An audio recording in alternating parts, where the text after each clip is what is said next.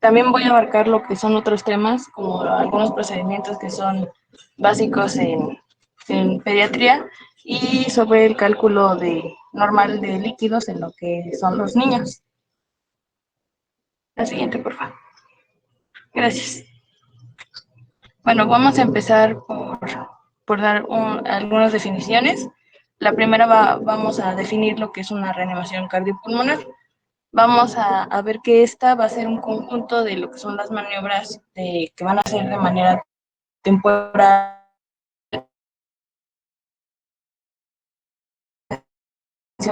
utilizadas en lo que son situaciones de emergencia con la finalidad de asegurar a la oxigenación de los y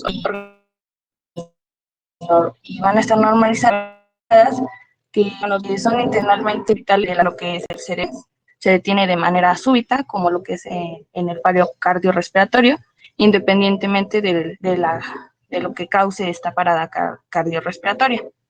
Todas estas maniobras vemos que van a estar englobadas en lo que es un curso llamado soporte vital básico o Basic Life Support, por sus siglas en inglés, y vemos que el RCP va a tener tres componentes importantes que van a ser las compresiones torácicas, las compresiones torácicas y lo que son las ventilaciones. La importancia pues de saber realizar un RCP eficaz en lo que son los niños es que, bueno, el paro cardíaco en estos pues va a ser menos frecuente que en los adultos, pero va a suponer pues un problema de salud pública, pues ya que en los niños pues tiene una alta tasa de mortalidad y pues algunos, bueno, la mayoría de estos niños pues no van a lograr sobrevivir a un paro cardíaco y los que lleguen a sobrevivir normalmente pueden llegar a presentar secuelas neurológicas importantes que pues a la larga van a ir disminuyendo su calidad de vida. La siguiente. Bueno, vamos a tener claro otras definiciones como son las edades para realizar un RCP, ya que pues algunas causas del paro cardíaco son un tanto diferentes en lo que son los adultos y en los niños. También otra diferencia se ve en lo que es la valoración del pulso en ambos casos y la fuerza o la profundidad de las compresiones y el uso de lo que es un desfibrilador o aldea, entre otras diferencias. Por lo que vamos a considerar como un adulto a todos los adolescentes, es decir, desde lo que es el inicio de la pubertad en adelante, como niños a todos aquellos que tengan desde un año hasta lo que es la pubertad y como lactantes a todos aquellos niños menores de un año. Bueno, ahí decía que la excepción era en los recién nacidos que se encuentran en lo que es una sala de partos, ya que pues a ellos el personal médico que se encuentre en ese momento en esa sala pues va a iniciar con las maniobras de reanimación. El siguiente, sí.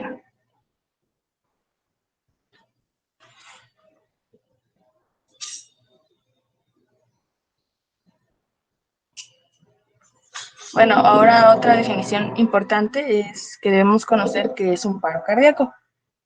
Vamos a entender como un paro cardíaco a lo que es el cese de la actividad mecánica y eléctrica del corazón, que normalmente va a estar causada por un ritmo anormal de lo que es el corazón, que va a provocar la ausencia de lo que es la circulación sanguínea y por lo tanto se va a interrumpir el flujo sanguíneo hacia los órganos vitales, que como ya lo había dicho es el corazón, el cerebro y los pulmones principalmente, además de otros hacia otros órganos, por lo que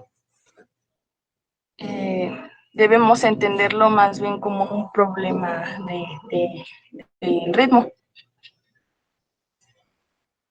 La siguiente escena.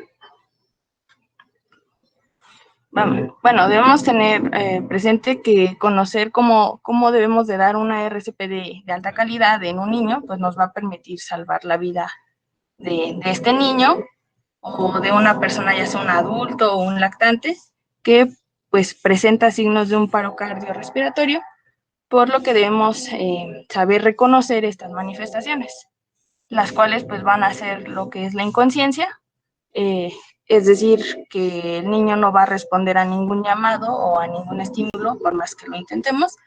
La siguiente manifestación del paro cardiorrespiratorio es que el niño tenga ausencia o anormalidad de la respiración, es decir, que detectemos que pues no está respirando de manera normal o simplemente que el niño ya dejó de respirar.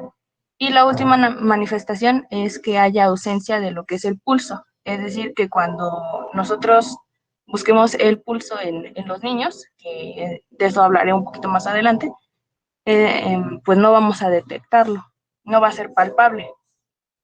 La siguiente.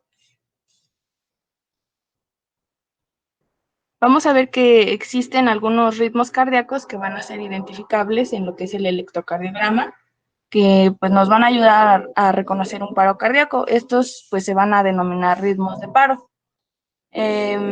Normalmente van a ser 4, que es la sistolia, la actividad eléctrica sin pulso, la taquicardia ventricular y la fibrilación ventricular. La sistolia y lo que es la actividad eléctrica sin pulso van a ser los ritmos iniciales que van a estar más comúnmente, bueno, se van a observar más comúnmente en lo que es un paro cardíaco pediátrico, hospitalario o extrahospitalario. Especialmente se va a notar en niños menores de 12 años, mientras que la fibrilación ventricular y la taquicardia ventricular sin pulso van a ser más frecuentes en niños con un colapso súbito o en niños con una afección cardíaca que ya tengan presente o que esté subyacente. La sistolia, vamos a ver que va a ser un paro cardíaco sin actividad eléctrica notable y que se va a representar como una línea recta o plana en el electrocardiograma. Y la actividad eléctrica sin pulso, pues no, va a ser más bien bueno, no es un ritmo como tal en específico, más bien va a ser como un término para describir lo que es una actividad eléctrica que va a ser organizada, es decir, que no va a ser ni una fibrilación ventricular, ni una taquicardia ventricular, ni una sistolia. Y la vamos a notar en lo que es el electrocardiograma, y bueno, esta se va a asociar a pulsos no palpables. Es como tu electrocardiograma que tienes ahí, previo a que hiciera esa pausa o inclusive ahí esa línea recta de que no tiene actividad eléctrica, habitualmente puede tener otro piquito como los que tienes atrás y el paciente no tiene pulso, eso es una actividad eléctrica sin pulso. Es muy parecido al electro que tienes ahí, no sé si eso sea Ajá, la sí, representación que quería dar. sí, Continúa. es esa. Normalmente, pues en estas se va a ver ondas T de amplitud baja o de amplitud muy alta, intervalos PR o QT prolongados. También podemos ver un bloqueo auriculoventricular completo o complejos ventriculares sin lo que son las ondas P, así como vamos a notar, bueno, así es como vamos a notar lo que es una actividad eléctrica sin pulso, mientras que la fibrilación ventricular, pues la vamos a notar porque pues el corazón no va a tener un ritmo organizado y ni las contracciones pues van a estar coordinadas y la actividad eléctrica pues se dice que va a ser caótica. O por decirlo así, se va a contraer, pero no. Entonces el corazón suele palpitar, o decir no va a lograr bombear sangre hacia los órganos, por lo tanto, pues tampoco los pulsos van a estar palpables. La fibrilación ventricular puede estar presente o puede más bien va a estar como precedida de un breve periodo de lo que es la taquicardia ventricular, es decir, que la taquicardia ventricular se va a presentar un poquito antes y puede complicarse hacia lo que es una fibrilación ventricular. Y la taquicardia ventricular, en lo que es un electrocardiograma, se va a observar como la presencia de una taquicardia de complejos QRS anchos y que van a estar organizados, y también se va a observar como una morfología de un bloqueo de rama derecha que va a alternar con otro con morfologías de un bloqueo de rama izquierda. La duración bueno, de la taquicardia ventricular normalmente va a ser breve, y pues como ya lo he dicho, se puede complicar hacia lo que es una fibrilación ventricular. La siguiente, sí. Bueno, vamos a entender que también van a existir algunas situaciones en las que puedan revertirse algunos de estos ritmos de paro, Entre ellas, pues podemos recordarlas bueno, lo encontré así en la guía que decía que era un acrónimo de las 5T y las 5H, que debemos tenerlas pues siempre en cuenta, ya que pues vamos a ver que si se corrigen estas causas de lo que son los ritmos de paro, pues vamos a mejorar lo que es la tasa de supervivencia del paciente, además de que vamos a disminuir el tiempo de lo que es la reanimación y vamos a disminuir el riesgo de las secuelas neurológicas que pueda presentar el niño.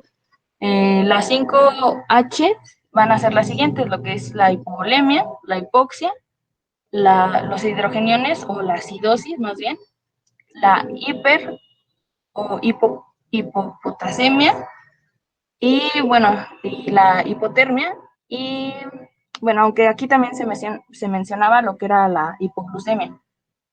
Y las 5H van a ser lo que es el neumotórax atención, el taponamiento cardíaco, las toxinas, la trombosis pulmonar y la trombosis coronaria. Esas son las causas reversibles que debemos de tomar en cuenta para revertir lo que son los ritmos de paro. No es que sean causas reversibles, más bien estas situaciones durante el tratamiento del paro cardiorrespiratorio hacen de difícil reversión o son situaciones que se deben de vigilar durante el manejo del paro cardiorrespiratorio eh, para tratar, al corregir estas, mejorará la probabilidad de reversibilidad del paro cardiorrespiratorio. Es decir, llevamos 5 o 10 minutos aplicando adrenalinas y compresiones y no mejora, tenemos que comenzar a pensar en estas situaciones como causa o como un factor que hace que el paro no sea reversible. Son realmente importantes y se las pueden aprender de memoria. Ayuda mucho pensar en ellas durante el paro cardiorrespiratorio. No quiere decir que ellas lo causen. Ellas perpetúan el paro cardiorrespiratorio y hacen que sea difícilmente reversible. Y al corregirlas, mejoran las probabilidades de reversibilidad del paro cardiorrespiratorio. ¿Vale? Continuamos. Ok. Bueno, hablando de lo que es la etiología del paro cardíaco en niños, usualmente, pues, estas se van a deber a lo que son causas secundarias, a lo que son enfermedades respiratorias, neurológicas o infecciosas, y van a ser menos frecuentes lo que son las causas primarias de origen cardíaco. Por lo general, el paro cardíaco en un adulto se va a manifestar de una manera, va a ser espontánea o repentina y va a tener un origen cardíaco. Pero en lo que son los niños va a ser diferente, ya que el paro cardíaco, pues en estos niños va a estar relacionado muchas veces con lo que es la insuficiencia respiratoria o el shock. La dificultad respiratoria pues va a estar, bueno, o se va a manifestar por lo que es un aumento de la frecuencia respiratoria, la cianosis, la utilización de los músculos accesorios de la respiración, las sibilancias, entre otras cosas. Y esto pues va a hacer que el niño pueda progresar a lo que es la insuficiencia respiratoria, que se va a caracterizar por hipercapnia, que va a ser el acúmulo del CO2, y por consiguiente pues nos va a dar una acidosis, lo que va a provocar que el niño o el paciente presente después una falla cardíaca con lo que es una bradicardia o hipotensión que puede evolucionar a una insuficiencia cardiopulmonar.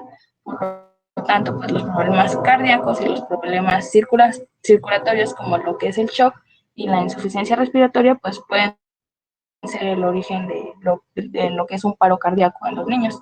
Los problemas respiratorios también en estos suelen cursar con o sin insuficiencia, bueno, más bien con insuficiencia respiratoria, con o sin signos de lo que es la dificultad respiratoria, y muchas veces es debida a una obstrucción de lo que es la vía aérea, que suele ser común en los niños que son menores de 8 años, ya que pues estos niños tienen la particularidad de que su laringe suele tener una forma como de embudo, y esto pues hace que la vía aérea pues se pueda obstruir de una manera más fácil.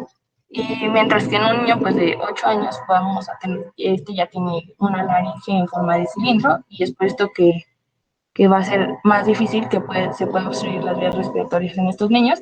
Sin embargo, siempre pues hay que tenerlo presente como una posibilidad. La insuficiencia respiratoria pues se va a presentar cuando el niño no pueda mantener lo que es una vía aérea abierta o un esfuerzo respiratorio adecuado, y se va a asociar a lo que es un nivel de conciencia bajo o una disminución de la conciencia, y que va a provocar a corto plazo lo que es una insuficiencia cardiorrespiratoria que puede aumentar lo que es el riesgo a complicarse en un paro cardíaco. El paro cardíaco súbito en un niño es mucho menos frecuente que en los adultos y por lo general se va a ver asociado a lo que son las arritmias. Bueno, encontré que la más común en los niños es la bradicardia grave, que, que, que puede evolucionar a lo que es una sistolia. Y esta generalmente va a estar producida por lo que es hipoxia o acidosis o hipotensión grave, y que en algunos casos, pues si no se trata a tiempo, va a agravarse hacia lo que es un paro cardíaco. Y bueno, normalmente en estos casos de bradicardia grave o shock, los niños pues tienen que administrar, bueno, se les tiene que administrar oxígeno al 100%, con ventilación con presión positiva, y si un niño presenta un shock descompensado, bueno, se va a manifestar por una frecuencia cardíaca menor de 60 latidos por minuto y, y no responde normalmente de manera rápida o pronta a lo que es la ventilación con oxígeno. Aquí pues se deben iniciar lo que son las compresiones torácicas y se va a administrar lo que es adrenalina. Otras arritmias que son menos frecuentes en los niños, pero pues también pueden presentarse, son lo que es la fibrilación ventricular o la taquicardia ventricular sin pulso. Como ya lo había dicho, estos son ritmos de paro y suelen presentarse en lo que son niños que están hemodinámicamente inestables. La taquicardia ventricular pues va a ser más frecuente en los niños que ya tengan cardiopatías subyacentes, como lo que son miocardiopatías, miocarditis, eh, alteraciones electrolíticas o síndrome de gluten largo, o etcétera, ¿no? Y pues en los casos de lo que es la taquicardia ventricular, eh, normalmente esta se va a dar con inestabilidad hemodinámica, pero que no se va a encontrar. Bueno, más bien el tratamiento de lo que es la taquicardia ventricular normalmente va a ser lo que es la cardioversión, y en caso de haber un paro se suele dar lo que es una RCP, una desfibrilación, y se suelen usar lo que es la farmacoterapia con la adrenalina. Y un ejemplo en donde de alguna situación donde suelen presentarse las arritmias en un niño es cuando un niño, por decir, está realizando actividades deportivas de alto esfuerzo para su edad y que anteriormente pues no se le había detectado o diagnosticado un problema cardíaco subyacente, y esto es lo que va a causar o lo que va a condenar al niño a un paro cardíaco a una edad temprana, y es por ello que pues es de suma importancia o va a ser de suma importancia que al niño se le lleve de manera periódica a consultas con un pediatra, aunque pueda verse sano el niño, pero pues nunca sabemos si tiene una enfermedad cardíaca de base.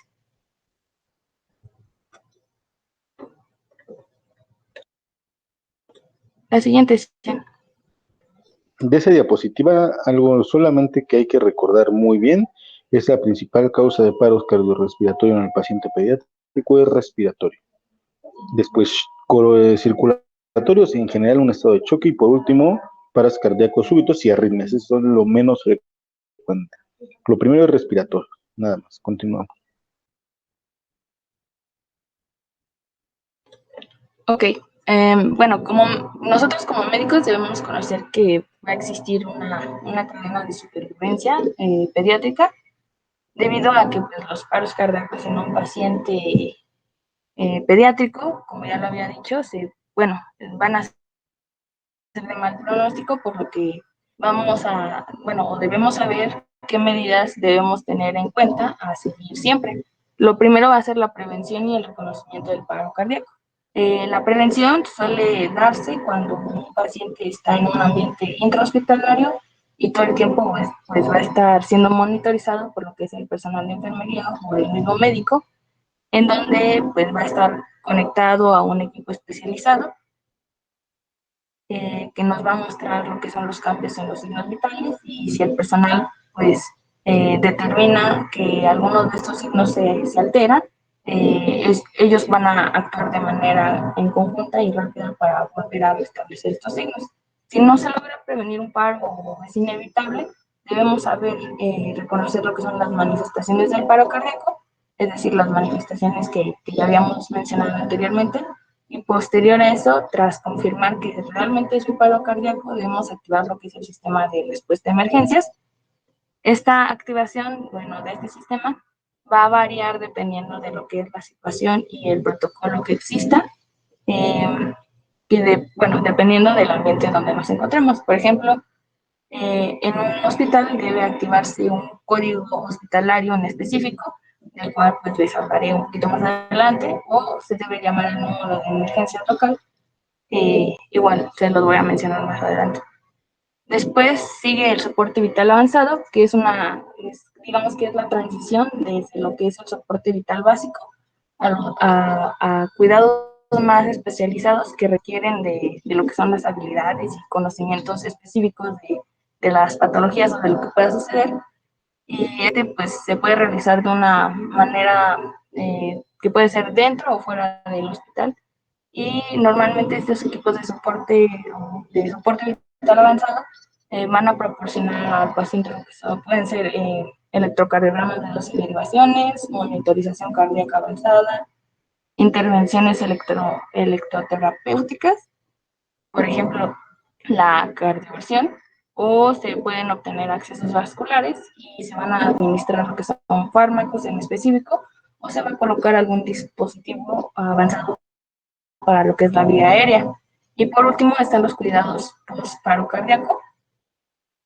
Estos van a ser dados por los médicos o el personal de enfermería, que van a formar equipos multidisciplinares que se van a encargar de lo que es evitar que se vuelva a repetir el paro cardíaco, y van a aplicar lo que son tratamientos específicos personalizados para lo que es mejorar lo que es la supervivencia a largo plazo de los niños.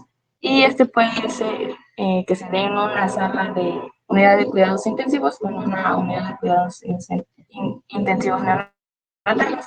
Pero bueno, para esta presentación pues no vamos a hablar de lo que es esa parte de cuidados postparocardíaco. Solamente vamos a abarcar de lo que es el reconocimiento hasta el soporte vital avanzado eficaz. La siguiente sesión. Ok, regresamos. Nada más es importante enfatizar, esta cadena de supervivencia se va a presentar en cualquier escenario. Ustedes llegan a una guardia, son los médicos adscritos de la guardia, llegan a su guardia y van a tratar de ubicar, es a lo que se refiere lo primero, a los pacientes que están más graves. Pasan rápido una ronda y ven a ver quién es el que está más grave. Porque pues con ese paciente me voy a abocar a tratar de darle manejo, recuperando las situaciones respiratorias o hemodinámicas que van a ocasionar el paro. Después, si el paciente cae en paro, ahí difiere un poco. Es primero activar rápido el sistema de respuesta a emergencias. ¿Por qué se activa primero? Estamos ante paciente en paro, lo primero que pedimos es pedir ayuda, ¿de acuerdo? A quien sea, quien está pasando por ahí. A veces hay una chicharra, un timbre, se toca ese timbre, esa chicharra para activar el protocolo de código azul, le llaman en la mayoría de los hospitales, que es un paciente en paro, o si va pasando, o si hay algún compañero médico o algún compañero de enfermería, lo que se hace es avisar que vaya a pedir ayuda porque un paciente ha entrado en paro. No podemos comenzar a dar compresiones y ventilaciones sin antes haber pedido ayuda. Eso es importantísimo, muy importante y en donde sea. ¿De acuerdo? No pueden ustedes perpetuar ventilaciones y compresiones 5, 10 y 15 minutos solo. Siempre primero se va a pedir ayuda y después comenzamos el manejo del RCP, soporte vital avanzado y los cuidados post-paro, como quieras. Pero lo primero que hacemos después de reconocer el paro es activar el sistema de respuesta de emergencias. Si están en la calle, avisan a una ambulancia. Si están en un hospital, le avisan al resto de sus compañeros. Continuamos. Bueno, ahora sí vamos a describir lo que son los pasos que deben de seguirse para para realizar una reanimación cardiopulmonar. El primero, como siempre, pues va a ser lo primero, es la seguridad. Entonces, lo primero va a ser confirmar la seguridad de la escena. Esto quiere decir que debemos asegurarnos que el entorno o el ambiente sea seguro tanto para la víctima como para nosotros como reanimadores. Por ejemplo, si un niño colapsa al cruzar la calle y cae en lo que es en medio de la carretera, ese pues no va a ser un ambiente seguro para dar una reanimación debido a que pues van a pasar muchos carros y pues puede atropellar o pasar a arrollar al niño o pasar a arrollarnos a nosotros. Por lo que primero pues vamos a tratar de llevar al niño a una zona pues más segura o moverlo hacia donde no corra tanto peligro ni él ni nosotros y debemos, bueno, asegurándonos de que no lo debemos de mover tanto o de manera brusca. En este paso pues también debemos considerar que todos los líquidos de los pacientes, sea un niño o un adulto, se deben considerar altamente contagiosos, ya que pues, no sabemos a ciencia cierta si este niño sufre de alguna enfermedad contagiosa, o por decir VIH o como en los tiempos de ahora, ¿no? Como COVID-19. Así que si pues está, más bien, bueno, si está dentro de nuestras posibilidades, debemos de contar siempre con lo que es un equipo de protección personal, que es los guantes, los gogles, la bata, etcétera, y contar también con algún método de barrera, como es la mascarilla de bolsillo o la bolsa mascarilla, para dar lo que son las ventilaciones. Y bueno, de estos métodos, pues ahorita les voy a hablar un poquito más adelante. La siguiente sesión. Gracias. El segundo paso va a ser confirmar el estado de la conciencia del niño. Esto va a ser mediante lo que es la estimulación y el tacto, es decir, que vamos a tocar en lo que es el hombro del niño, eh, sin ser bruscos, obviamente, y vamos a preguntarle si está bien. Un niño con un paro cardíaco normalmente no va a respondernos esta pregunta, ni va a responder lo que es al estímulo del dolor. Por ejemplo, si es un niño más pequeño y que aún no sabe hablar bien, o por decir, si es un lactante, se le va a realizar lo que es una maniobra para estimular lo que es el reflejo de Babinski, que es un reflejo normal que va a estar presente en lo que es el recién nacido o en niños menores de 2 años, en donde vamos a frotar lo que es de manera firme la planta del pie con nuestro dedo pulgar y vamos a provocar que el pulgar de este niño se mueva hacia arriba o hacia los lados y que los demás dedos de su pie se abran en forma de lo que, bueno, se dice que es de forma de abanico y bueno, si este niño está inconsciente, pues obviamente no va a existir la respuesta alguna a este reflejo. Entonces, ahí vamos a comprobar el estado de conciencia de nuestro paciente. Siguiente. El tercer paso, pues como ya lo estaba mencionando el doctor, va a ser pedir ayuda. Una vez confirmado que el niño realmente no responde, vamos a gritar fuerte pidiendo ayuda a las personas que se encuentren cerca del lugar, ya sea en un ambiente intrahospitalario o extrahospitalario, que bueno, nos van a servir como apoyo durante la reanimación o para que se encarguen de lo que es activar el sistema de respuesta de emergencias, bueno, por lo que el reanimador o quien detecte el paro, pues va a iniciar con lo que es la reanimación.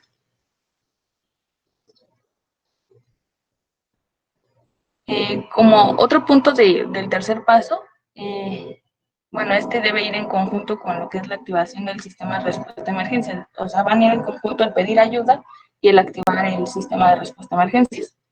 Esta activación pues va a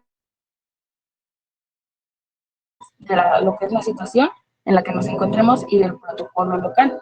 Por ejemplo, en un ambiente intrahospitalario, como ya lo había mencionado antes, se debe activar un código en específico que usualmente en los hospitales se conoce como código azul, como ya lo había mencionado el doctor, que significa que un paciente ya ha caído en paro cardiorrespiratorio y que pues requiere que el personal que esté disponible y cerca y que sepa dar lo que es una RCP llegue al sitio a apoyar con la reanimación.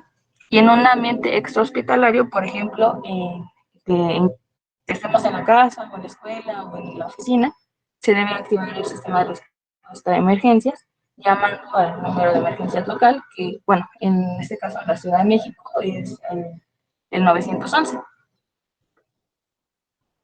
La siguiente escena. Bueno, tras activar lo que es el sistema de respuesta de emergencia, debemos saber o conocer qué información debemos proporcionarle a quien nos conteste, ¿no? Mm, En los casos extrahospitalarios, pues vamos como ya les había dicho, vamos a llamar a lo que es el 911 y vamos a decirles exactamente dónde está sucediendo el hecho. Por ejemplo, yo, ¿no? Voy a poner el ejemplo de cerca de mi casa, ¿no? Eh, necesitamos, llamo al 911 y les digo que necesitamos ayuda en la calle Amapola, frente a lo que es el mercado de San Andrés Mexicali, que es donde yo vivo. Bueno, después vamos a decirles qué clase de emergencia es. Seguimos con ese ejemplo. Es un niño inconsciente que no responde con un probable paro cardíaco. Y debemos de decirles también la gravedad o la urgencia de la situación. Ejemplo, este niño está inconsciente y necesita de una necesidad avanzada. Y por último, debemos decir lo que es el número y la edad de las posibles víctimas, es decir, si es un solo niño o si son dos niños o si es un niño y un adulto. Debemos de decir cuántos y la edad aparente de la víctima, ¿no? Entonces, el ejemplo pues quedaría algo así, ¿no? Llama al 911, necesitamos ayuda en calle Amapola, frente a lo que es la lechería del pueblo San Andrés Mixquic, en la delegación Tláhuac. Un niño aparentemente de 8 años de edad está en el suelo, inconsciente, no responde, con un probable paro cardíaco y requiere de RCP avanzado. En un ambiente intrahospitalario pues, va a ser diferente, ya que la persona que detecta el paro cardíaco pues va a activar el sistema de respuesta a emergencias. Por ejemplo, si yo detecto el paro cardíaco y estoy sola, y la pérdida de la conciencia del niño fue en mi presencia, es decir, que yo pude apreciarla, debo dejar al niño por un momento e ir corriendo a buscar lo que es el código azul, en donde debo decir en qué piso, bueno, en qué piso me encuentro y el nombre del área. Ejemplo, o sea, código azul en el piso 1, área de urgencias. Y usualmente se vuelve a usar a los pocos segundos para que el equipo de reanimación pueda llegar de manera inmediata y pues ayude con lo que es la reanimación. En cambio, si yo no presencié el colapso del niño y no sé cuánto tiempo lleva inconsciente, se debe, en vez de iniciar con la activación del bosque, se debe iniciar con lo que es el RCP, iniciando por las compresiones de manera inmediata y no ir a vocear el código azul eh, como en el caso anterior, ¿no? Debemos primero iniciar el RCP, por lo menos durante 2 minutos de compresiones y ventilaciones, y luego ya ir a usar el código, o porque si estoy acompañado de alguien más, de una enfermera o de un estudiante o algún otro médico, debo pues iniciar las compresiones. Yo debo de iniciar las compresiones porque yo fui la que detecté el paro y debo pedirle a quien se encuentre conmigo que vaya y vocee el código y que consiga pues el equipo necesario para lo que son las ventilaciones y, y el RCP pues de alta calidad. Bueno, el cuarto paso va a ser comprobar el pulso y la respiración del niño. Este normalmente se hace al mismo tiempo y no debe ser en más de 10 segundos. Para comprobar lo que es la respiración, debemos observar si el tórax se eleva y desciende. Si no notamos esto, pues quiere decir que el niño pues, tiene ausencia de la respiración. Y si detectamos al ver o al oír que el niño está respirando de una manera rara o anormal, como por ejemplo que esté jadeando o buqueando, significa que está sufriendo de un paro cardíaco, ya que pues este tipo de respiraciones que es el jadeo o se dice que está boqueando, son un tipo bueno, se le dice respiración agónica, es decir, que van a ser respiraciones anormales o de sufrimiento y, como ya lo dije, van a ser un signo de paro cardíaco y podemos identificarlas porque el niño va a tener lo que es la boca abierta junto con la mandíbula y la cabeza, bueno, la mandíbula más bien, junto con la cabeza o el cuello, suelen moverse de manera inesperada y no controlada con este tipo de respiraciones. Y bueno, los jadeos pueden ser forzosos o parecer forzosos o de manera débil y siguen un ritmo de lento, es decir, que puede transcurrir un tiempo entre lo que es cada jadeo. Otros signos que podemos considerar de gran importancia son los signos de mala perfusión, como por ejemplo que tenga el niño las extremidades frías, que el estado mental esté alterado, es decir, que haya una disminución progresiva de lo que es la conciencia y respuesta, que haya pulsos débiles o que el niño tenga palidez de tegumentos, un color murmóreo, es decir, de una apariencia desigual y que, bueno, que progrese a lo que son las cianosis. La siguiente escena. Ok, datos específicos entonces de paro cardiorrespiratorio. Tiene que se comprobarse paro respiratorio, las tres que pones aquí son adecuadas, y tiene que comprobarse paro cardíaco, la comprobación de pulso central. Todo lo demás nos ayuda o no nos ayuda, no es para la comprobación del paro. Si tú revisas ahí dicen 10 segundos, es decir, rápidamente tienes que ver si respira y si tiene pulso. Si no tiene pulso, ya tomaste la primera decisión. De repente no nos podemos esperar a ver si la piel está pálida o si está fría o si el llenado capilar está lento. No, nada más es ver si respira con estos tres datos y si tiene pulso, los pulsos son centrales, braquiales o carotídeos. Continuamos.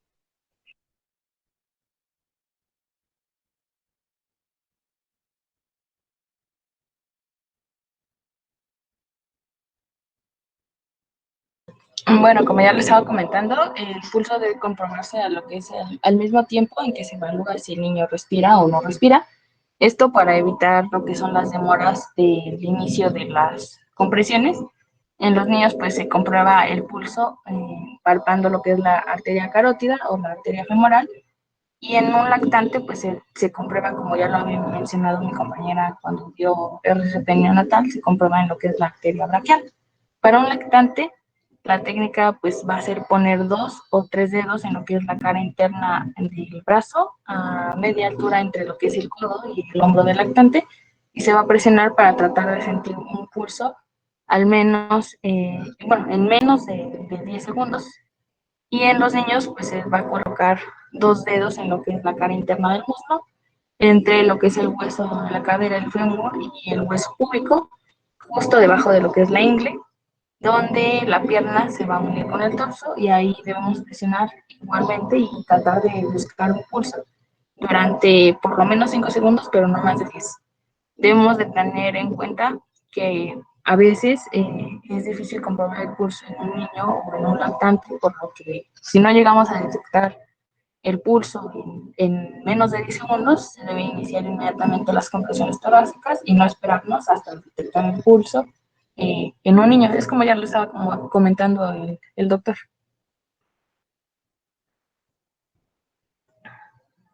Bueno, aquí solamente quería representarles que es por eso que se dice que ver, oír y sentir va a ser de suma importancia para lo que es el diagnóstico precoz de una parada cardiorrespiratoria. La siguiente. Bueno, ya después de realizar los 4 pasos previos del inicio del RCP, es importante decir que podemos encontrarnos con diferentes situaciones cuando estemos evaluando a un niño. La primera situación que podemos encontrarnos es que es a un niño que respira de manera normal y que tiene pulso.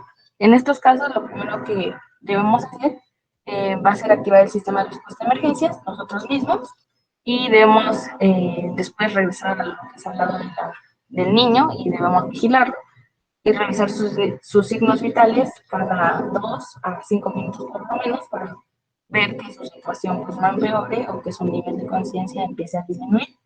Y debemos mantener esa vigilancia hasta que llegue lo que es la ayuda y lo evalúe de una manera pues, más especializada. La segunda situación que podemos encontrar es un niño que respira con dificultad o de manera anormal, pero que aún tiene pulso. Es decir, que hablamos de un niño que está sufriendo de un paro respiratorio, no de un paro cardíaco. Aquí lo primero que debemos hacer es activar el sistema de respuesta a emergencias y luego iniciar con lo que son las ventilaciones de rescate. Ahorita les voy a explicar bien cómo se realizan estas ventilaciones. Aquí debemos de dar una ventilación cada 2 a 3 segundos, lo que nos da aproximadamente 20 a 30 ventilaciones por minuto, con la particularidad de que cada ventilación debe de durar aproximadamente un minuto, digo un segundo, perdón, y debemos observar que el tórax se eleve y debemos añadir lo que son las compresiones y vemos que el pulso se mantiene por debajo de 60 latidos por minuto y si existen signos de mala perfusión, ya que, bueno, esto ya se los había mencionado antes, y se debe continuar con lo que son las ventilaciones de rescate y vamos a comprobar el pulso cada 2 minutos y bueno, aquí en estos casos debemos ser conscientes que debemos estar preparados para realizar una RCP de alta calidad si ya no se detecta el pulso o si la frecuencia cardíaca del niño va a ser menor a los 60 latidos por minuto y si continúa con signos de mala perfusión.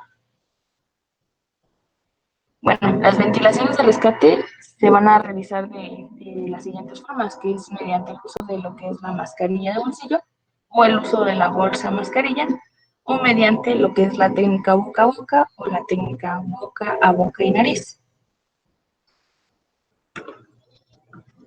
La siguiente es, ahora bien, bueno, les voy a mostrar cómo deben realizarse las ventilaciones de rescate con las diferentes técnicas que ya les mencioné. Esto va a ser lo mismo para el algoritmo de RCP en un paro cardíaco. Vamos a dar las ventilaciones de igual manera que las ventilaciones de rescate. Para que las ventilaciones sean efectivas, pues la vía aérea pues, tiene que estar primeramente abierta, por lo que vamos a ver que van a existir dos métodos para abrir esta vía aérea. El primer método va a ser lo que es la inclinación de la cabeza y la elevación del mentón. En esta vamos a colocar una mano sobre la frente del niño y vamos a empujarla con la palma para inclinar lo que es la cabeza hacia atrás. Y vamos a colocar los dedos de la otra mano debajo de la parte ósea de lo que es la mandíbula, cerca del mentón. Y vamos a elevarla con esa mano, lo que es la mandíbula, para traer el mentón hacia adelante con el cuidado de pues, no presionar con fuerza el tejido blando situado debajo del mentón, ya que pues podemos ocasionar con esto que se bloquee la vía aérea. Y el segundo método es la que es la tracción mandibular.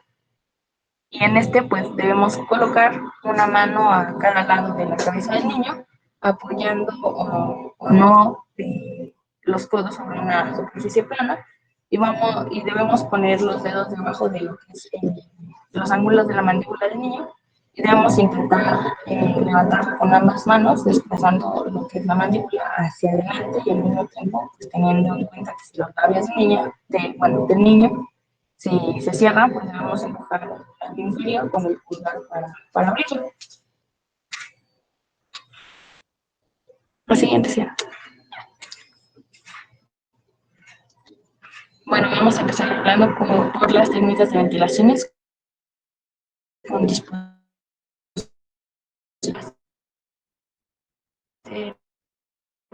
La mascarilla de bolsillo.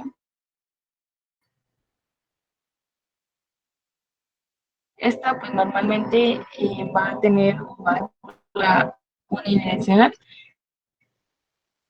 que va a desviar de nosotros, o sea, además de otros fluidos que puedan salir como sangre o vómito. Usualmente estas mascarillas de bolsillo están disponibles en diferentes tamaños para adultos, niños o lactantes.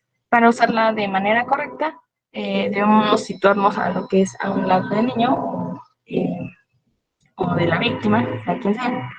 Y bueno, esta va a ser la posición ideal para la realización del RCP como un solo reanimador, o sea, si nos encontramos nosotros solitos, porque pues nos va a permitir administrar lo que son las ventilaciones y las compresiones torácicas sin tener que cambiar de posición cada vez que pasemos de compresiones a ventilaciones o de ventilaciones a compresiones. Primero, pues debemos abrir la vía aérea con lo que es la técnica de la extensión de la cabeza y la elevación del mentón. Y ya situados a un lado del niño, vamos a colocar lo que es la mascarilla sobre su cara y debemos usar lo que se encuentra en la nariz como referencia para ponerla en el lugar correcto.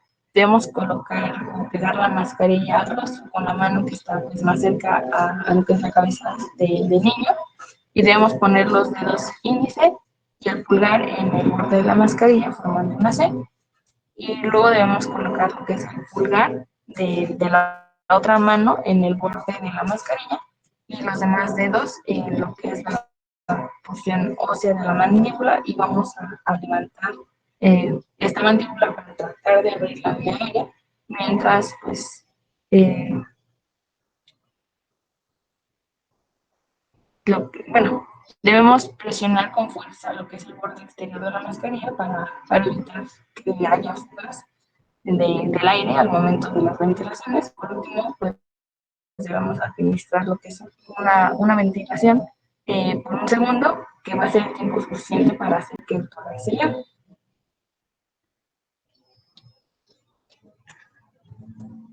El siguiente pues va a ser el dispositivo de bolsa mascarilla. Este normalmente se va a usar o se va a utilizar para realizar lo que son las ventilaciones con presión positiva al niño. Estas mascarillas faciales de igual forma pues van a estar disponibles en varios tamaños, lo que son las pequeñas para los lactantes, las medianas para un niño y lo que es el puente de la nariz hasta lo que es la hendidura del mentón.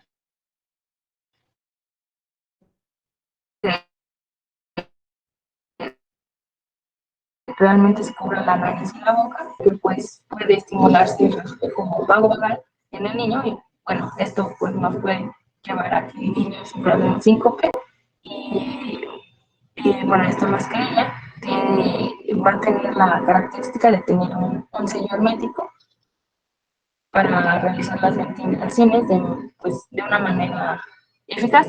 Y normalmente es utilizada cuando están presentes dos reanimadores. Primero debemos colocarnos por encima de lo que es la cabeza del niño y debemos colocar la mascarilla sobre el rostro, ayudándonos de la referencia de cuenta de la nariz para ponerla correctamente como en la mascarilla de bolsillo. Y vamos a utilizar lo que es la técnica de mascarilla en su lugar, mientras elevamos la mandíbula para mantener la vía aérea abierta. Esta técnica de sujeción C va a ser utilizando los dos pulgares índice de cada mano, de tal manera que se forme una C y cada lado de la mascarilla, se forma una C en cada lado de la mascarilla, más bien, y debemos presionar lo que son los bordes de la mascarilla contra el rostro del niño y se van a utilizar los demás dedos para elevar lo que es la mandíbula y los tres dedos restantes van a formar una E y con esto vamos a poder abrir lo que es la vía aérea y administrar de manera correcta las ventilaciones con este dispositivo.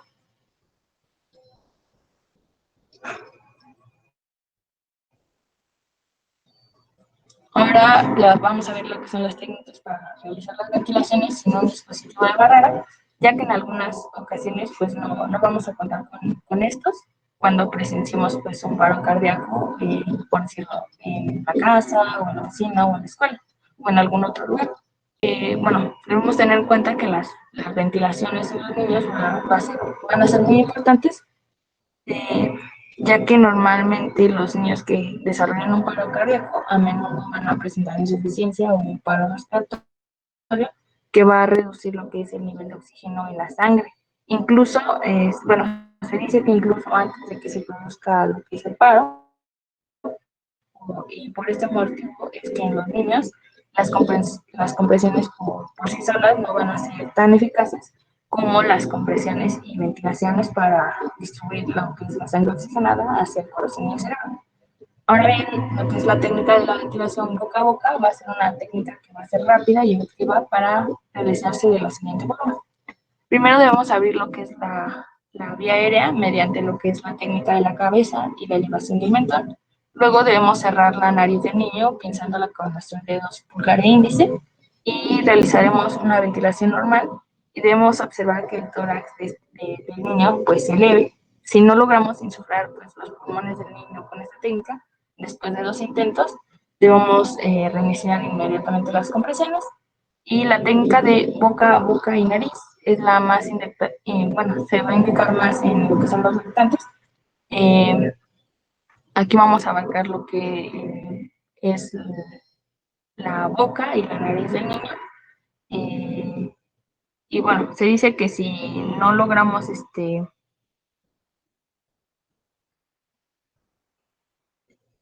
abarcar con nuestra boca la nariz y la boca del lactante, con bueno, si no logramos abarcar lo que es la nariz y la boca, debemos utilizar la otra técnica, que es la técnica de boca a boca. Algo que tenemos que recordar es que para cualquiera de estas técnicas, ya sea con o sin dispositivo de barrera, es que pues siempre va a existir lo que es el riesgo de la distensión gástrica.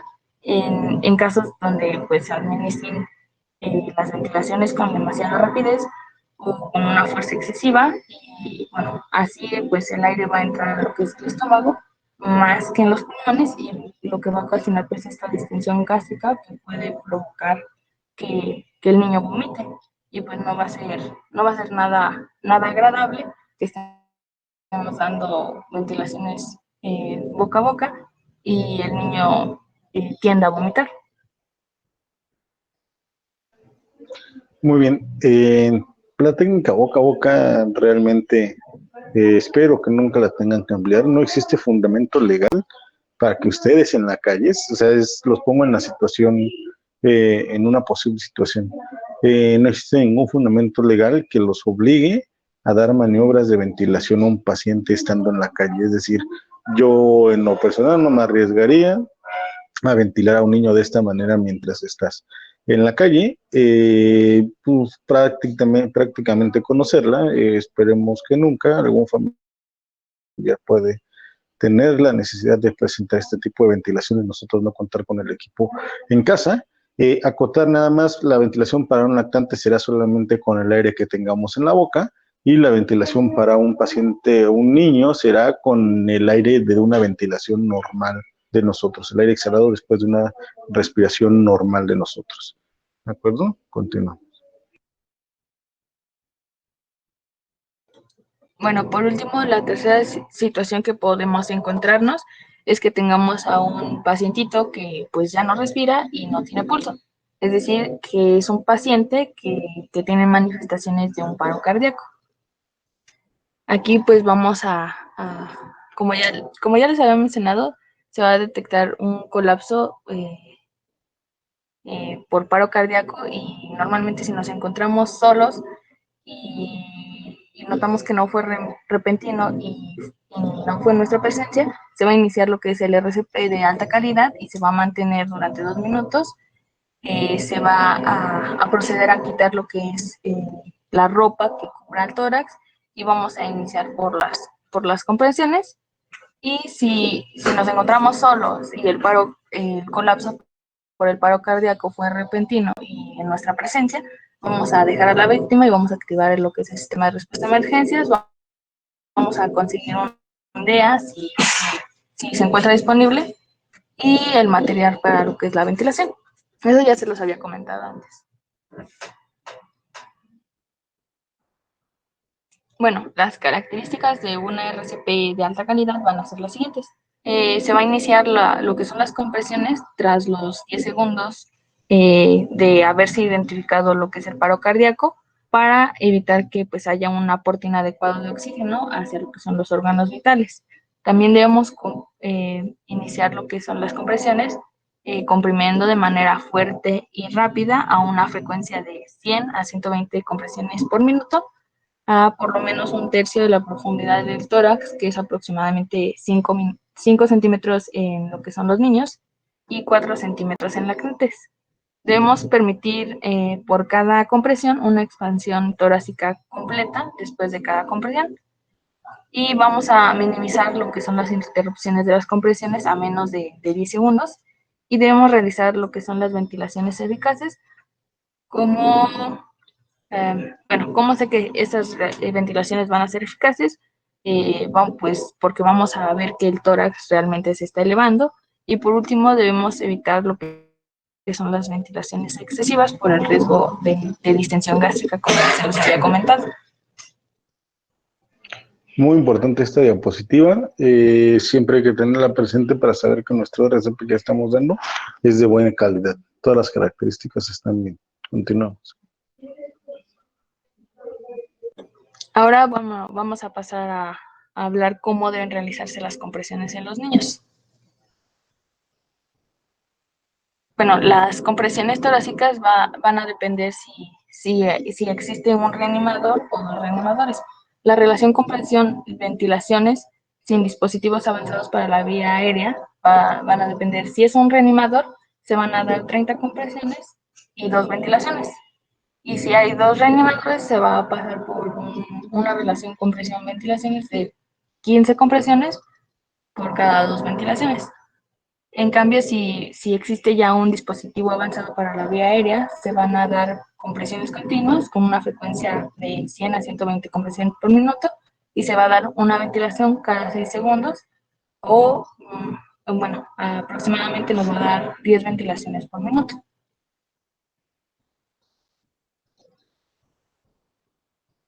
Debemos saber que algunas cosas importantes de las compresiones, entre ellas, pues la frecuencia de las compresiones tiene que ser de 100 a 120 compresiones por minuto. Debemos comprimir el tórax al menos a 5 centímetros como mínimo, ya que si es más de estos 5 centímetros, pues existe también el riesgo de lo que son las fracturas, entre otras complicaciones, y debemos permitir lo que es la elevación completa del tórax después de cada compresión y minimizar las interrupciones de las compresiones. Debemos tener en cuenta siempre que no debemos mover a la víctima durante lo que son las compresiones, y que debemos colocarla en una superficie firme, ya que las compresiones pues nos van a servir para bombear lo que es la sangre del corazón hacia lo que es el resto del cuerpo, y si el niño se encuentra sobre una cama o un colchón, la fuerza utilizada para comprimir este tórax pues va a hundir a todo el cuerpo del niño en el colchón, y pues las compresiones no van a ser adecuadas ni efectivas, por lo que una superficie firme va a permitir comprimir el tórax y el corazón para crear lo que es un buen flujo sanguíneo. Y por último, pues bueno, debemos contar las compresiones en voz alta, diciendo por decir 1, 2, 3, 4, 5, y bueno, ya cuando vayamos a llegar a la compresión 30 o 15, dependiendo del caso, si es un reanimador o dos reanimadores, en vez de decir en voz alta el número 30 o el 15, se va a sustituir por el número de ciclos terminados. Es decir, vamos a decir del 1 al 5 o del 1 al 10, porque normalmente se dan 5, bueno, por cada reanimador se van a dar 5 ciclos o 2 minutos, y se debe cambiar de reanimador cada 5 ciclos o 2 minutos o antes si notamos que hay fatiga. Porque uno piensa que a veces es fácil dar las compresiones,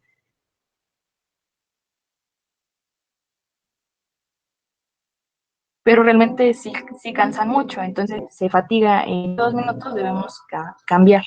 Y el cambio pues de estas posiciones va a ser o tiene que ser en menos de 5 segundos para, bueno, minimizar lo que son las interrupciones. ¿Sí entendieron eso lo de los ciclos?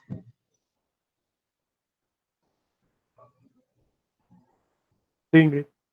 Ah, bueno. Perdóname, nada más una aclaración.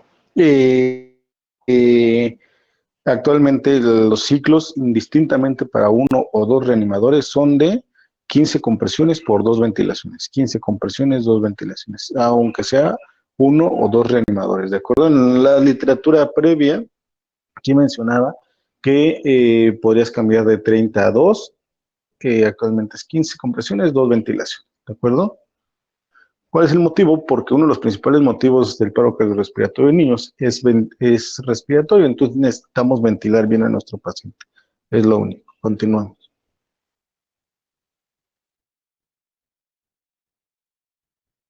Bueno, la técnica de las compresiones en los niños pues puede utilizarse la técnica de una o dos manos, pero por lo general se utiliza la de 2 manos, que es la misma que la de los adultos, y en esta pues debemos ponernos a lo que es a un lado de la víctima y debemos asegurarnos que el niño pues esté situado en una superficie firme y plana, y luego debemos poner el talón de una de nuestras manos sobre el centro del tórax del niño en lo que es la mitad inferior del esternón, y luego debemos colocar el talón de nuestra otra mano por encima de lo que es la primera, y debemos poner los brazos firmes y rectos y colocar los hombros directamente sobre las manos, como, es decir, como si nos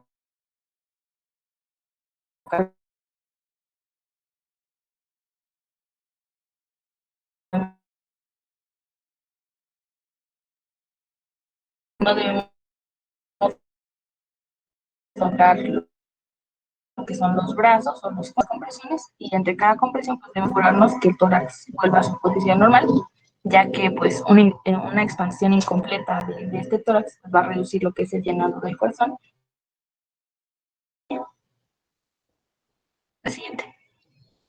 Bueno, esta diapositiva es simplemente para que veamos cuál es la posición correcta de los brazos al dar las compresiones en comparación a una posición incorrecta donde el reanimador está flexionando los brazos.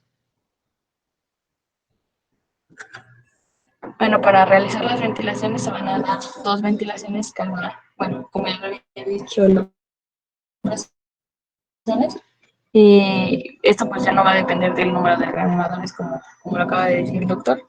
Y normalmente, si es un reanimador, se va a utilizar lo que es una mascarilla bolsillo o la ventilación boca a boca, pero pues esto ya lo vimos, no sería como muy adecuado. Y si son 2 reanimadores, se va a proceder a utilizar lo que es el dispositivo bolsa mascarilla. Y bueno, aquí vamos a ver si hay la posibilidad de buscar un desfibrilador llamado DEA.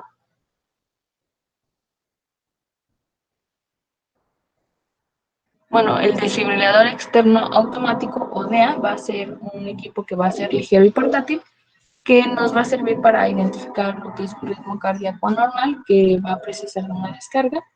Y bueno, este va a administrar una descarga que va a ser capaz de interrumpir lo que es un ritmo cardíaco normal, un ritmo de paro, que va a ser la fibrilación ventricular, una taquicardia ventricular, que son los ritmos desfibrilables, y se va a restablecer lo que es el ritmo normal del corazón. Estos normalmente son fáciles de usar por todas las personas, ya sea que tengan experiencia o no tengan experiencia o sean profesionales de la salud, y nos van a permitir pues, realizar una desfibrilación de manera segura.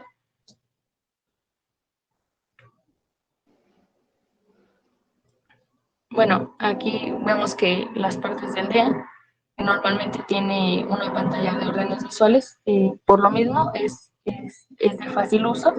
Se va a notar que también tiene un botón de descarga, un altavoz, va a contar con parches, una conexión con cables o la conexión de los parches, y va a tener un botón de encendido apagado. Ahora sí vamos a ver que van a existir ciertos pasos para lo que es la utilización del DEA. Y el paso 1, bueno, va a ser abrir el maletín de transporte, porque algunos DEAs vienen en estos maletines, y si es necesario, pues vamos a encender el DEA, ya que algunos DEA, pues normalmente al abrir el maletín, se van a encender de manera automática. El paso 2 es la colocación de los parches. Normalmente estos parches pues van a tener una lámina entre ellos, y se va a tener que retirar, y se van a colocar los parches del DEA sobre lo que es el tórax desnudo del paciente, y si es necesario pues vamos a conectar los cables al equipo, pero usualmente estos cables ya están conectados en el DEA. Normalmente los parches del DEA se van a colocar siguiendo lo que es un diagrama que viene impreso en estos parches. Las colocaciones habituales van a ser lo que es anterolateral y la anteroposterior. La colocación anterolateral se va a utilizar para lo que son los niños mayores de 8 años y el primer parche se va a colocar justo debajo de lo que es la clavícula derecha y el otro junto al pezón izquierdo, con el borde superior del parche aproximadamente a unos 7 u 8 centímetros debajo de lo que es la axila. Y la colocación antero-posterior va a ser utilizada en niños menores de 8 años. Un parche se va a colocar en lo que es el tórax, exactamente en lo que es el lado izquierdo del tórax, y entre el lado izquierdo del esternón y del pezón izquierdo del niño. Y el segundo parche se va a colocar en lo que es la espalda del niño junto a la propia. Algo a tener en cuenta es que, bueno, pues estos parches van a estar en diferentes presentaciones como para adultos. Bueno, van a existir parches para adultos y parches para niños o parches pediátricos. Y debemos de tener también en cuenta que no debemos usar los parches pediátricos en un adulto, ya que pues la energía de descarga pues, va a ser insuficiente en esos casos. En cambio, se dice que los parches para adultos sí pueden utilizarse en niños, porque algunos vienen con una bueno, en algunos casos se puede disminuir lo que es el voltaje de la descarga y si no se puede disminuir este voltaje de cualquier modo, es mejor usar el porcentaje de voltaje de adultos para un niño y dar una descarga a no realizar la descarga en un niño que esté presentando un paro cardíaco. Ahora el paso 3, normalmente el DEA tiene una altavoz que nos va a pedir alejarnos de lo que es el niño o la víctima y este pues va a analizar el ritmo del paro y nos va a decir si es un ritmo desfibrilable o no desfibrilable. Y si es un ritmo desfibrilable, nos va a decir que es necesario realizar una descarga. Cuando vayamos a realizar la descarga, nos tenemos que asegurar que nadie toque a la víctima. Vamos a dar la indicación de todos atrás, se va a realizar una descarga y vamos a hacer como una inspección visual de que nadie realmente esté tocando a la víctima. Y bueno, en ese momento, cuando ya vemos que nadie está tocando a la víctima, es cuando vamos a realizar la descarga. Y el paso 4 nos dice que si no es necesario administrar una descarga en casos de ritmos no desfibrilables o en casos de que ya se haya administrado una descarga anterior, se debe reanudar inmediatamente lo que es las compresiones y después de cada 5 ciclos o por lo menos de 2 minutos, el DEA nos va a pedir que se vuelva a repetir el paso 3, que es el análisis del ritmo.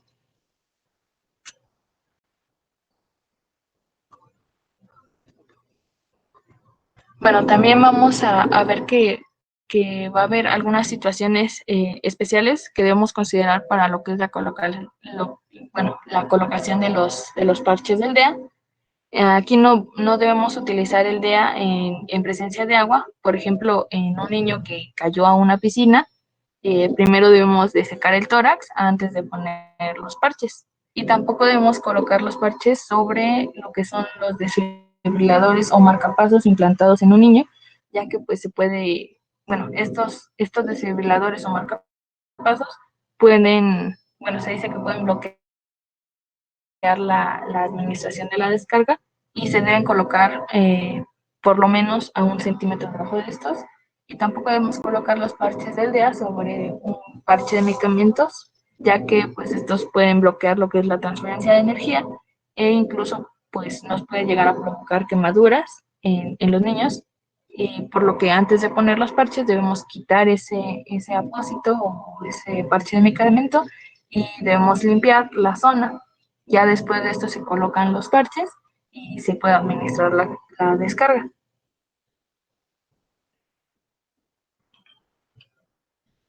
Bueno, ahora sí, este es el algoritmo de paro cardíaco pediátrico para lo que son los profesionales de la salud que nos proporciona la AJA. Antes de continuar, el manejo con desfibrilador automático externo generalmente se va a dar en situaciones de calle. El desfibrilador automático externo es un aparato extremadamente fácil de utilizar. Te dice qué vas haciendo desde que lo abres, te dice cuántos segundos parar, analiza ritmo y te va a decir si vas a desfibrilar o no vas a desfibrilar. Sin embargo, como ya mencionabas anteriormente, los ritmos desfibrilables no es la causa de paro más frecuente en la edad pediátrica. Las causas de paro son estado de choque y alteración respiratoria previa al paro cardiorrespiratorio, es decir, va a ser extremadamente raro que un niño esté en la calle y de la nada haga un paro cardiorrespiratorio. Generalmente el paro cardiorrespiratorio en pediatría va a ser dentro de un hospital en un paciente hemodinámicamente inestable o previamente con patología respiratoria severa. Ellos son los pacientes que van a hacer el paro. Ustedes probablemente no lleguen a utilizar un desfibrilador automático externo, pero si llegan a utilizar o si llegan a encontrar un ritmo desfibrilable, lo que van a tener siempre a la mano va a ser un desfibrilador normal del carro rojo del paciente pediátrico. ¿Nos vas a hablar un poquito de desfibriladores normales? Más adelante iba a hablar sobre el desfibrilador manual, Ok, está bien. Continuamos. lo que es el PALS. Perfecto. Bueno, eso ya nomás es como un resumen de todo lo que ya vimos, que es el algoritmo a seguir en lo que es un paciente pediátrico. Eso ya, no sé si quieren que lo vuelva a repetir o ya nos pasamos a lo que sigue. No lo repitas, pero prácticamente es lo que tenemos que aprender de memoria. ¿De acuerdo?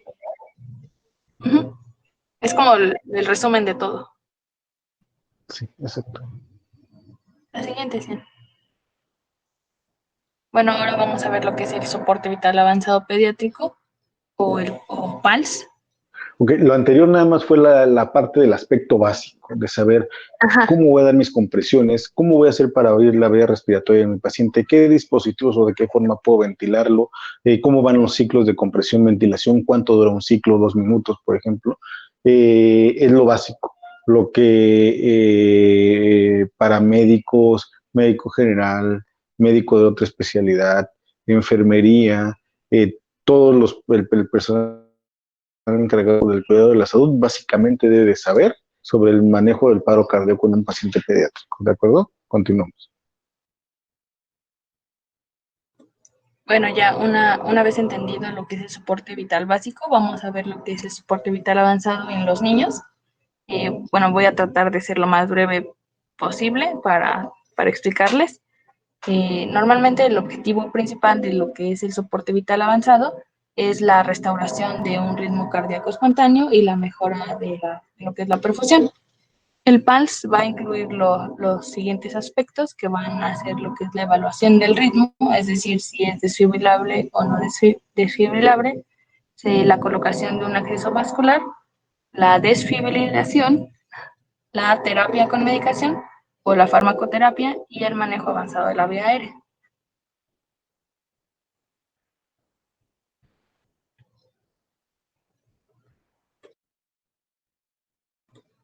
Bueno, como ya lo había mencionado anteriormente, los ritmos de paro cardíaco van a ser desfibrilables y no desfibrilables. Los desfibrilables van a ser lo que es la fibrilación ventricular y la taquicardia ventricular sin pulso. Y aquí simplemente vamos a administrar una descarga. Y los no desfibrilables van a ser lo que es la sistolia y ay, la actividad eléctrica sin pulso. Y aquí en estos casos vamos a reiniciar lo que es el RCP durante 5 ciclos o 2 minutos y vamos a reevaluar el ritmo. Y se debe también contar con ya un acceso vascular y se va a iniciar con lo que es la terapia con medicación.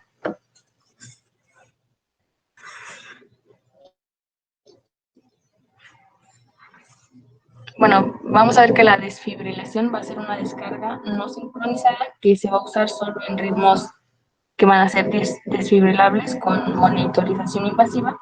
Esta descarga bueno, lo que va a hacer es que va a turbinar lo que es el corazón es decir, que lo van a despolarizar con lo que es la finalidad de solucionar estos ritmos, que es la fibrilación ventricular, la taquicardia ventricular sin pulso, y pues con la finalidad de volver a un ritmo organizado. Debemos tener en cuenta que debemos seguir con la RCP, es decir, con las compresiones hasta que el desfibrilador se cargue y luego se va a administrar una descarga y después se van a reanudar inmediatamente las compresiones nuevamente.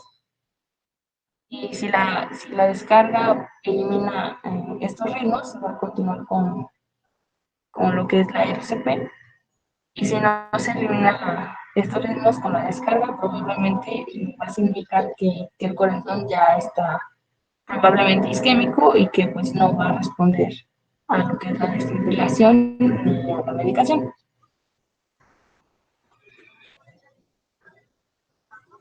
Bueno, los desfibriladores para niños, como ya lo vimos, uno va a ser el TEA y el otro va a ser el cardioversor o desfibrilador manual.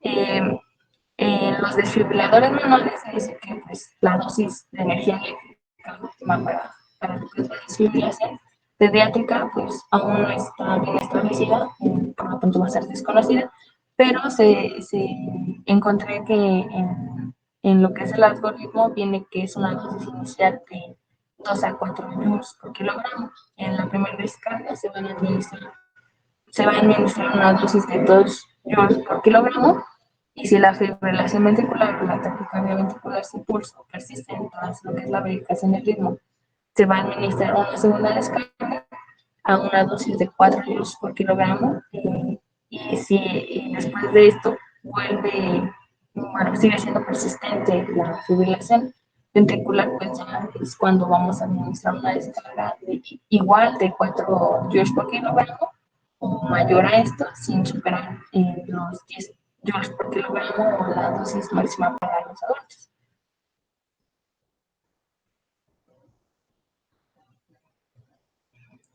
Normalmente para lo que es la desfibrilación pueden llegar a usarse lo que son las palas o los parches. Los parches por lo general ya vimos que son fáciles de aplicar y bueno, estos van a reducir lo que es el riesgo de la formación de un arco eléctrico y pueden usarse para monitorizar lo que es el ritmo cardíaco.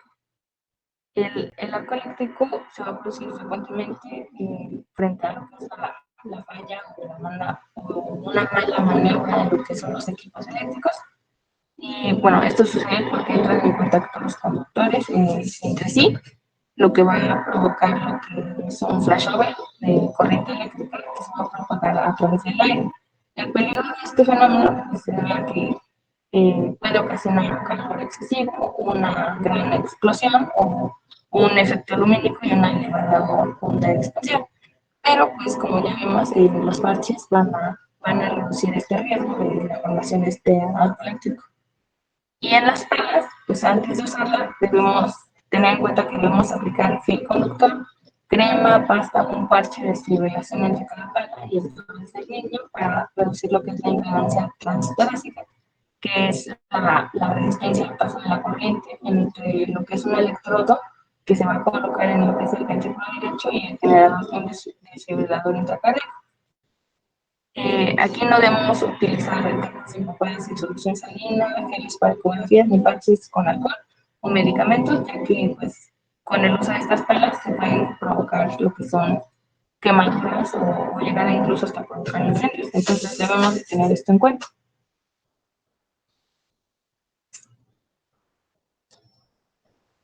Bueno, el tamaño de las palas recomendados pues para un paciente pediátrico se basa en lo que es la edad y el peso del niño. Para un peso mayor, bueno, para los niños que pesen aproximadamente más de 10 kilos o sean mayores de un año, el tamaño de las palas van a ser palas grandes como para adultos, es decir, una pala de 8 a 13 centímetros normalmente, y si un niño pesa menos de 10 kilogramos o es menor de un año, se deben utilizar lo que son las palas pequeñas para lo que son los lactantes de 4.5 centímetros. Estas palas se van a situar entre cada parche y normalmente se van a situar a los lados del corazón y la primera pala se va a situar a lo que es el lado superior derecho del tórax, debajo de lo que es la clavícula derecha, y la segunda a la izquierda del pezón izquierdo, en la línea axilar anterior, directamente sobre lo que es el corazón. Y bueno, estas dos palas deben tener un espacio de 3 centímetros entre ellas. Aquí debemos ejercer presión con firmeza para tener un buen contacto con la piel.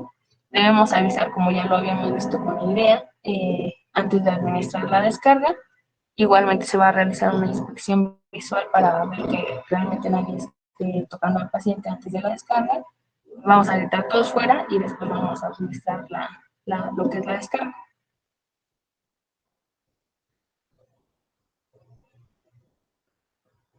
Bueno, para lo que es el acceso vascular, vamos a tener diferentes vías de administración de los fármacos para lo que es el soporte vital avanzado pediátrico, que van a ser una vía de administración que puede ser intravenosa, intraósea o endotraqueal. Eh, Esta pues debe establecerse inmediatamente si es que no hay ningún acceso vascular. Y normalmente también el acceso intravenoso periférico puede ser aceptable durante la RCP solamente si se establece de manera rápida, y si no está presente o no se puede establecer de manera inmediata, se va a preferir establecer un acceso intraóseo. El acceso intraóseo va a ser útil como un acceso vascular inicial en lo que son los casos de paro cardíaco pediátrico. Ok, ¿y el acceso intraóseo nos sirve? ¿Nos vas a hablar más del acceso intraóseo? Sí, bueno, Continúa. hablé un poquito de los tres. Ok, continuamos.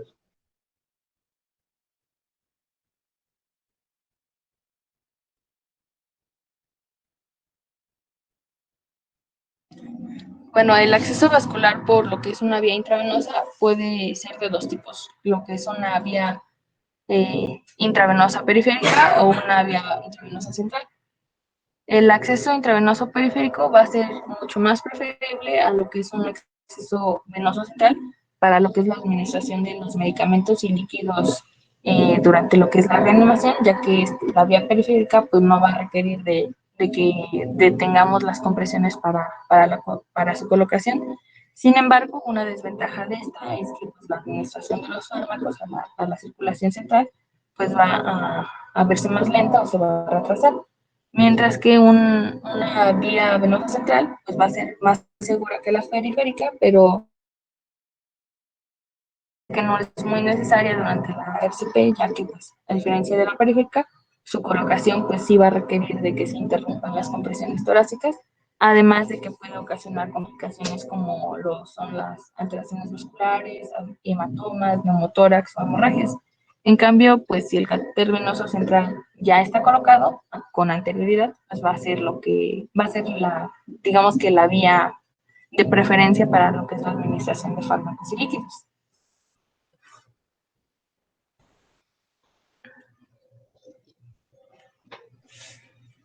Entonces, la vía por excelencia para la reanimación cardiopulmonar pediátrica será la vía intravenosa periférica. ¿De acuerdo? No hay ninguna indicación para colocación de catéter central durante el paro cardiorrespiratorio. Eso es importante que lo sepamos. Incluso, si el paciente amerita manejo con aminas, adrenalina, noradrenalina, dopamina, se pueden iniciar las aminas después del paro cardiorrespiratorio por vía periférica, es decir, no existe ninguna urgencia hasta que el paciente esté hemodinámicamente estable para aplicar una vía intravenosa central. ¿De acuerdo? Continuamos.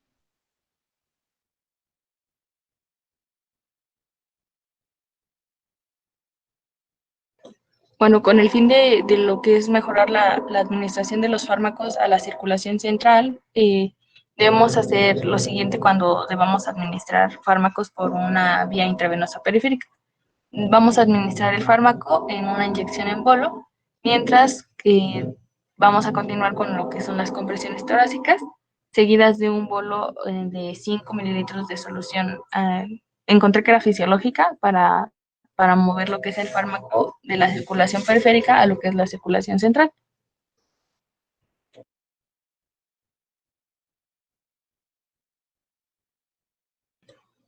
El acceso,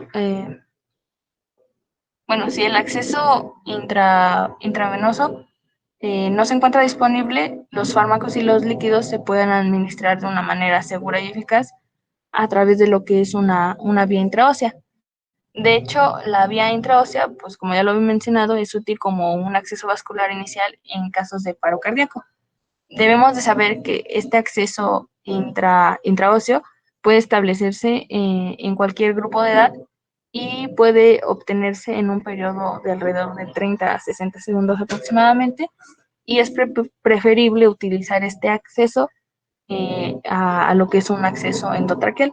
Y debemos saber que cualquier fármaco o líquido que pueda administrarse por vía intravenosa también puede administrarse por vía intraósea. Todo esto debido a que, a que lo que es la vía intraósea va a proporcionarnos como un acceso a lo que es un plexo venoso de lo que es la médula ósea, que pues no va a ser colapsable ni aunque haya un shock, y va a servir como una vía rápida, segura y fiable de lo que es la administración de fármacos y líquidos durante la reanimación. La vía endotraqueal se va a utilizar en última instancia, digámoslo así, para la administración de fármacos y líquidos. Aquí los fármacos liposolubles que pueden llegar a administrarse por esta vía van a ser lo que es la vasopresina, la atropina, la lidocaína, la epinefrina y la naloxona. Y también debemos a considerar que la absorción de los fármacos por el árbol, lo que es el árbol traqueobronquial, es imprevisible, es decir, que puede o no puede absorberse ese fármaco, no sabemos bien, por lo cual pues las dosis óptimas de cada fármaco por esta vía pues va a ser desconocida, y debido a esto pues la administración de fármacos a la tráquea va a causar niveles sanguíneos más bajos que la dosis administrada por un acceso intravenoso o intraóseo, lo cual pues nos da a entender que las dosis administradas por una vía endotraqueal van a ser mucho mayores que las que se van a administrar por un acceso intravenoso o intraóseo. Es por eso que se utiliza como última instancia.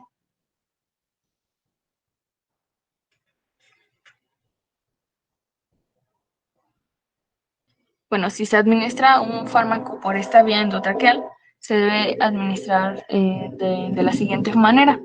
Primero vamos a agregar lo que es el fármaco en el tubo endotraqueal mientras vamos a detener lo que es brevemente las compresiones, perdón, durante lo que es la agregación de este fármaco.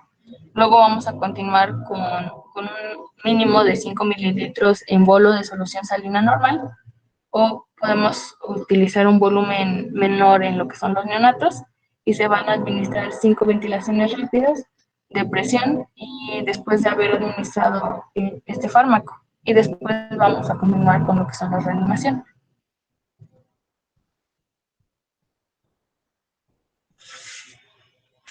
Bueno, la terapia con medicación va a tener ciertos objetivos,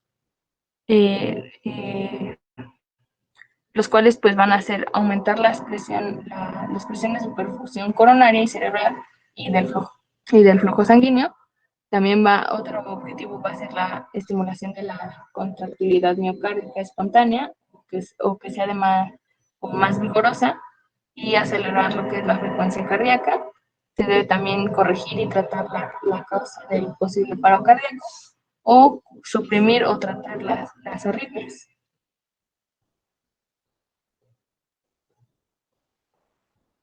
Para la administración o el inicio de la farmacoterapia, debemos de administrar lo que es adrenalina, tan pronto como esté disponible el acceso intraóseo o intravenoso, mientras continuamos con lo que son las compresiones, ya que pues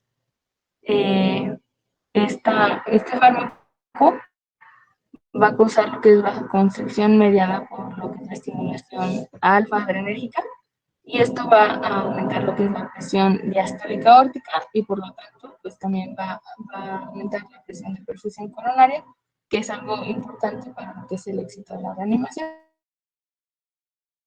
También la debemos de administrar si la fibrilación ventricular o la taquicardia ventricular sin pulso continúa a pesar de la administración de dos descargas y de la secuencia de RCP. Normalmente encontré que la dosis de la adrenalina va a depender también del tipo de vía que tengamos. Si es una vía intraósea o intravenosa, se va a dar un bolo de 0.01 miligramos por kilogramo. Y si es una vía endotraqueal, se va a dar un bolo de 0.1 miligramos por kilogramo.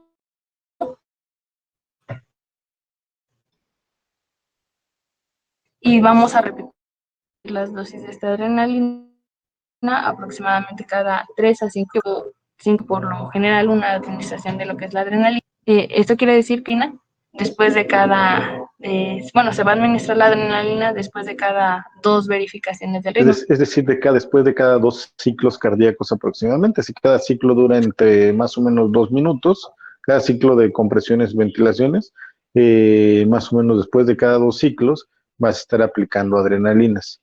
Y segundo, ¿por qué arriba? ¿Por qué la dosis de adrenalina dice 1 en 10,000? ¿Y por qué la de abajo dice 1 en 1,000?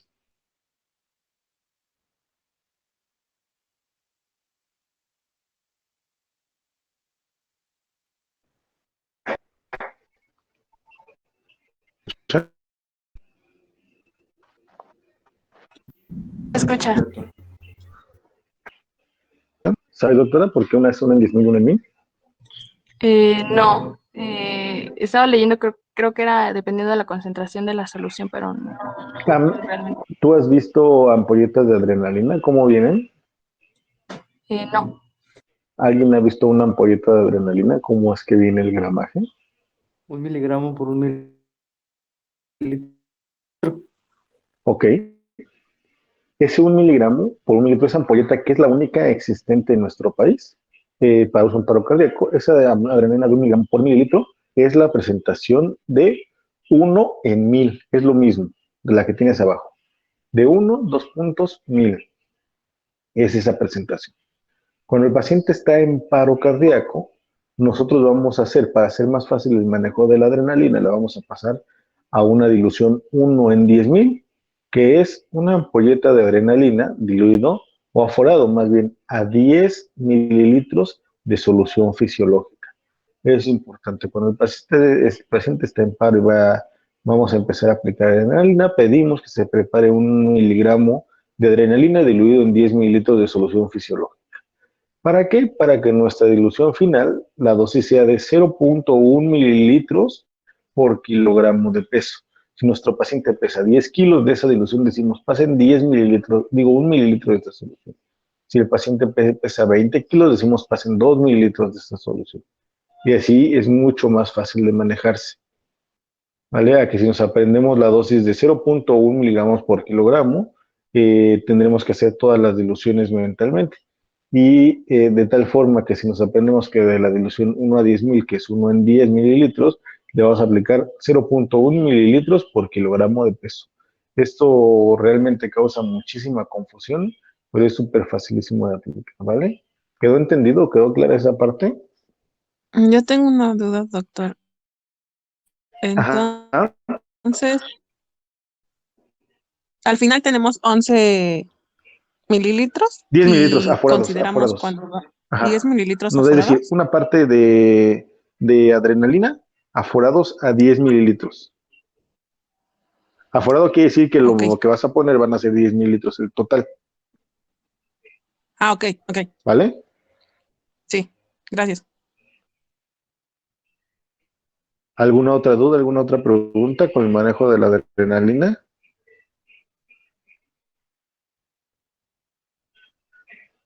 Si no es así, continuamos.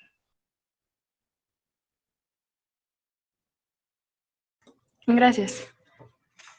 Otro fármaco de elección durante lo que es la reanimación va a ser la amiodarona, que es un antiarrítmico.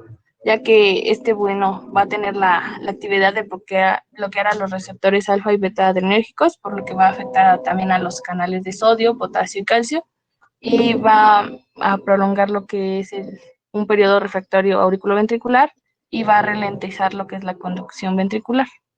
Esto se va a dar inmediatamente después de reanudar las compresiones torácicas y se debe administrar lo que es la amiodarona o lidocaína si no se dispone de lo que es la amiodarona. Y si la verificación del ritmo nos muestra un ritmo que es torsades de puentes, así lo encontré, que es una taquicardia ventricular que es muy poco frecuente, dada por un síndrome de QT largo, se debe administrar lo que es el magnesio. La dosis de la amiodarona se va a dar un bolo intravenoso o intraóseo de 5 miligramos por kilogramo en dosis única a una dosis máxima de 300 miligramos y se puede repetir el bolo de 5 miligramos por kilogramo hasta una dosis total de aproximadamente 15 miligramos por kilo eh, por, por vía intravenosa cada 24 horas. La lidocaína se va a dar una dosis inicial de 1 miligramo por kilogramo vía intraósea o vía intravenosa. Y el magnesio no tiene cambios en lo que es las guías. Se va a dar 25 a 50 miligramos por kilogramo por vía intraósea o intravenosa a una dosis máxima de 2 gramos.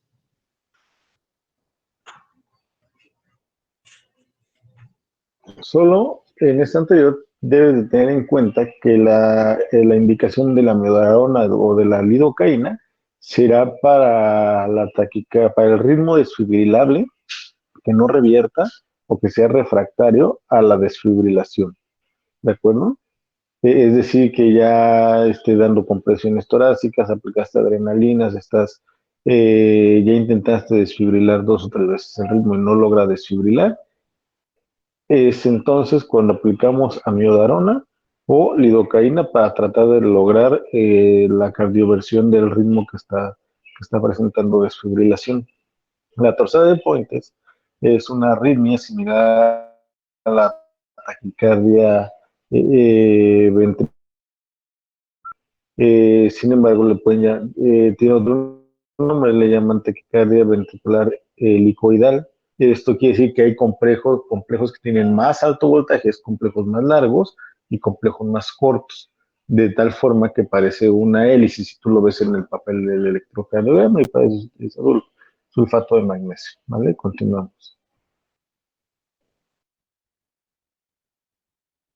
Bueno, esta fue una imagen que encontré que realmente creo que se me hizo muy entendible, ya que si encontramos un paro cardíaco, se va a iniciar con lo que son el RCP, por las compresiones y las ventilaciones, hasta que llegue lo que es el desfibrilador y vamos a ver que este desfibrilador verifique el ritmo. Mientras va a verificar el ritmo, significa que va a estar cargándose, digamos así. Se va a estar cargando el desfibrilador y posteriormente se va a administrar una descarga.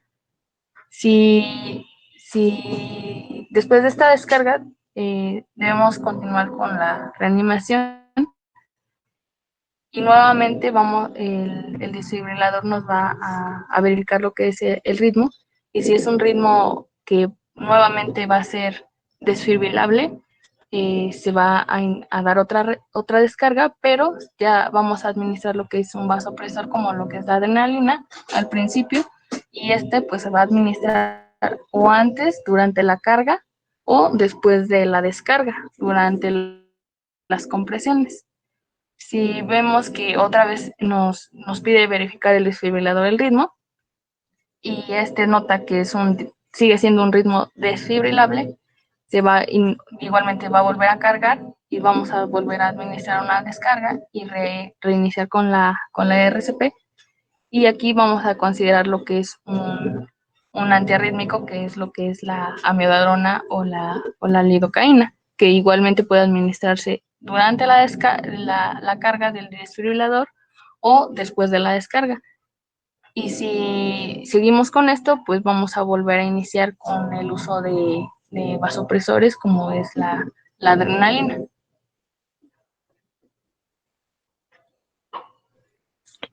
El diagrama anterior solo útil si el ritmo que está presentando el paciente es un ritmo desfibrilable, ¿de acuerdo? Fibrilación ventricular, taquicardia ventricular sin pulso. Continuamos.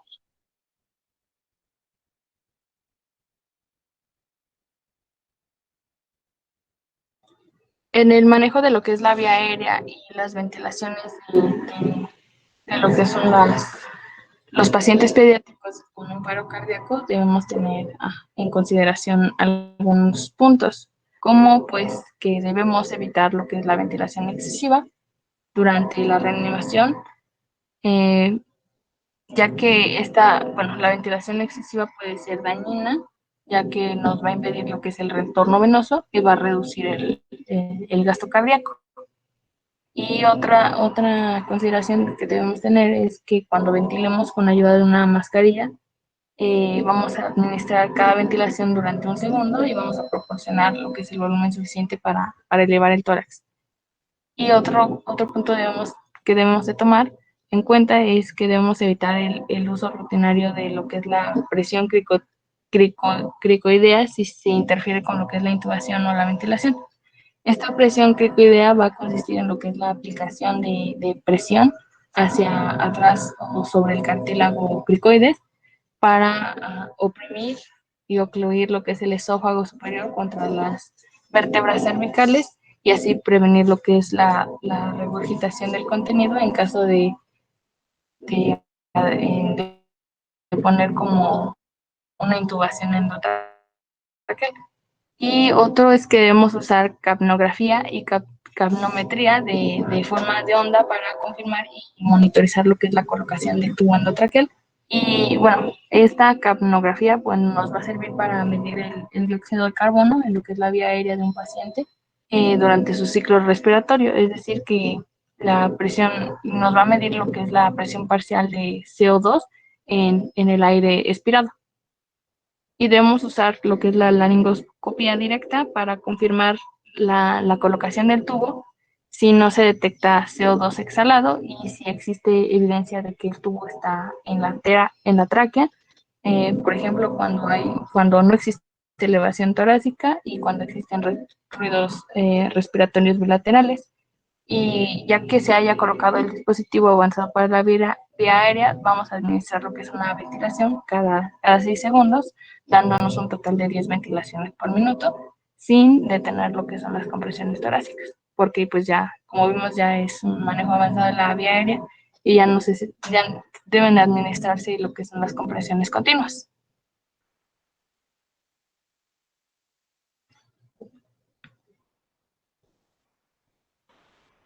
Eh, También debemos de tener en cuenta que la inserción de un dispositivo avanzado por la vía aérea va a interrumpir lo que son las compresiones torácicas, por lo que la inserción de estos tubos debe realizarse por un médico que pues ya tenga práctica para realizarla a lo que es la brevedad en menos de lo que es un minuto.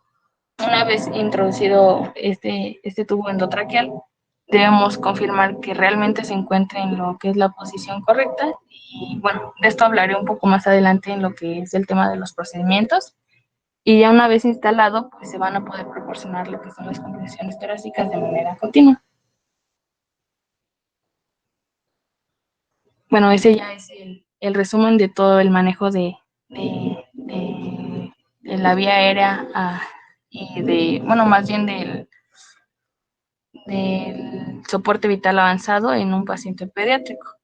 Este ya es el algoritmo que maneja la AJA en su actualización del 2018. A ver, trata de describirnoslo, por favor. Ok. Si vemos que un paciente cayó en paro, inmediatamente se debe administrar o se debe iniciar con lo que es la RCP y se va a administrar oxígeno mediante las ventilaciones y debemos de ver que ya esté conectado el monitor o el desfibrilador. ¿Cómo supimos que ese paciente estaba en paro? Es decir, que no responde, tiene inconsciencia, no tiene pulso y no respira. Ok, ajá. Después vamos a mediante el desfibrilador que ya esté conectado, nos va a medir o nos va a decir si el ritmo es o no desfibrilable.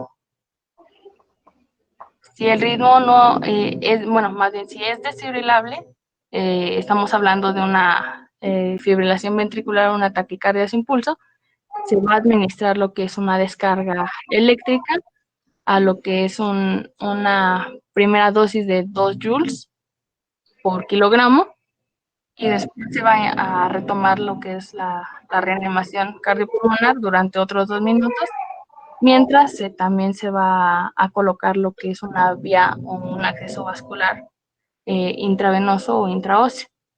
Antes de que continúes con eso, vimos que el paciente no respira y no tiene pulso, ¿vale? Mientras están aplicando el oxígeno y conectando el monitor o los parches cardíacos o conectándole el desfibrilador, cualquiera de las dos cosas puede verificar el ritmo cardíaco.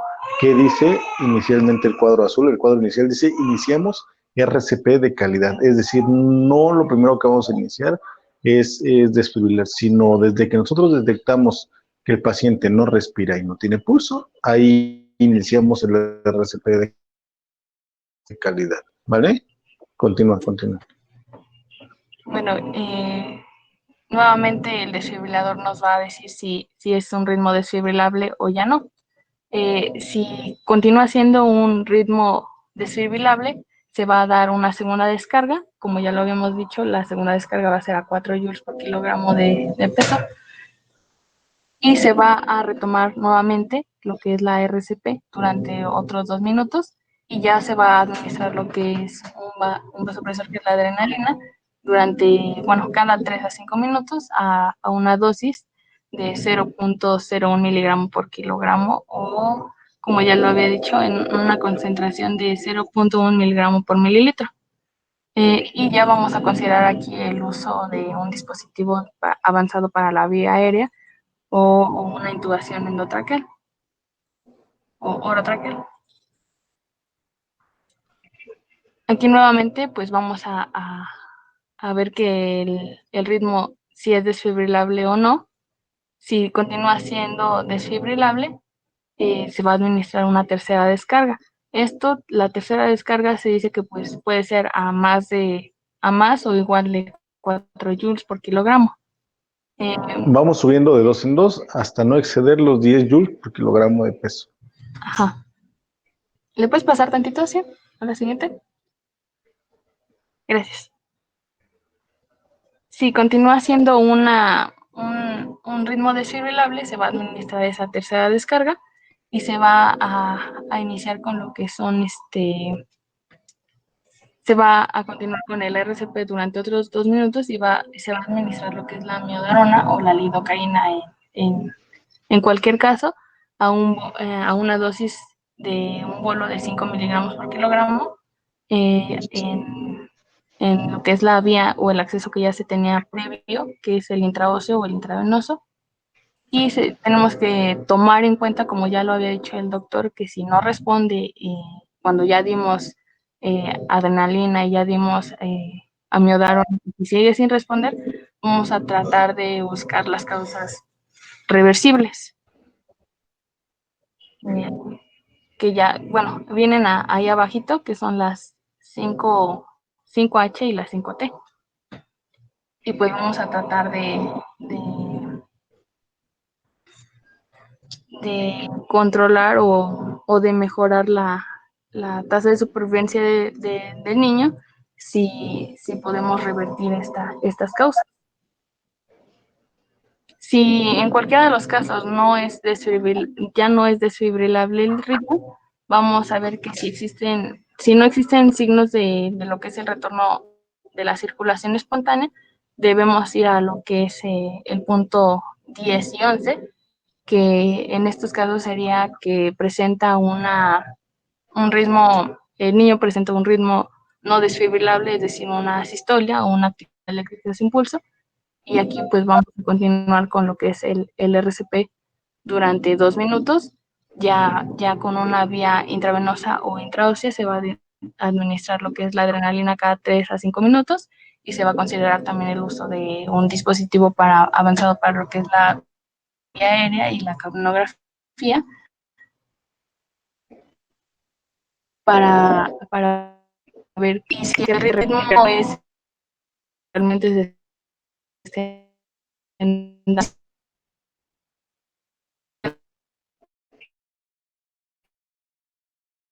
este bueno, vamos a buscar las causas reversibles de la sistolia y es desfibrilable, se va a volver a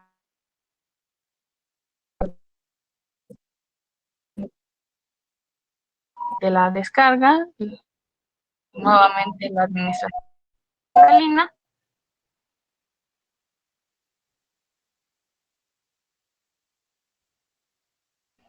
y a ese pulso sigue siendo desfibrilable de amiodarona. Y ya si ya no encontramos función espontánea, debemos ir al posible y lo que son los cuidados posparo cardíaco. Muy bien, continuamos. Bueno, ya como vimos, bueno, como en todos los casos, también van a existir lo que son los problemas sociales y éticos durante lo que es la reanimación de un niño que ya cayó en paro cardíaco. Y entre estas, pues van a estar la presencia de los familiares durante la reanimación, puesto que pues nos vamos a encontrar en situaciones donde los familiares pues van a desear estar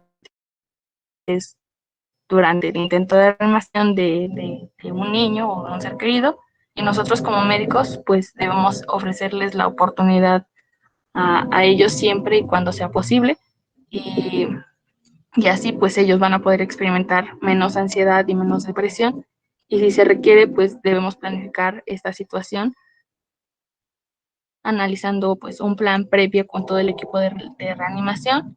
Se debe asignar a lo que es un miembro del equipo de reanimación para que pues permanezca con la familia o conteste a las preguntas de los familiares y aclare las dudas de información y pues ofrezca consuelo.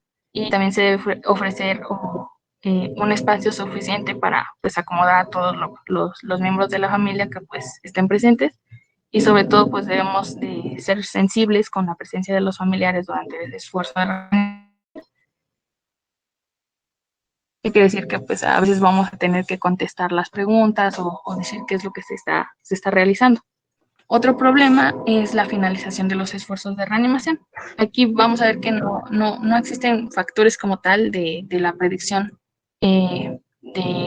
sobre cuándo debe detenerse lo que es el esfuerzo de la reanimación después de un paro cardíaco pediátrico. La decisión sobre cuándo debe detenerse estos esfuerzos de reanimación se van a ver influidos por lo que es la causa del paro, los recursos disponibles y el lugar donde se realice el intento de reanimación, además de la probabilidad de si existe cualquier condición reversible, y, y también si los episodios pues fueron presenciados por una persona, si la reanimación pues fue realizada por un testigo presencial y hubo un intervalo de tiempo pues corto entre lo que es el colapso y la llegada del personal, pues esto pues va a mejorar la probabilidad del éxito de la reanimación, y pues también de esto va a depender lo que es la finalización de los esfuerzos de la reanimación. Otra, pues van a ser las órdenes de no reanimar o de no permitir la muerte natural, o de permitir más bien la muerte natural. Estas órdenes de no reanimación o de permitir la muerte natural, pues van a ser o deben de ser específicas en lo que es la relación a qué intervenciones debemos evitar. Una orden de no reanimación o permitir muerte natural no excluye de manera automática lo que son las intervenciones como lo que es la administración de líquidos parenterales, la nutrición del niño, el oxígeno, la analgesia o la sedación o el uso de antirrítmicos o vasopresores, a menos que estos se hayan incluido en la orden. Por ejemplo, en algunos pacientes pueden elegir entre aceptar lo que es la desfibrilación y las compresiones torácicas, pero no van a aceptar lo que es la intubación ni la ventilación mecánica.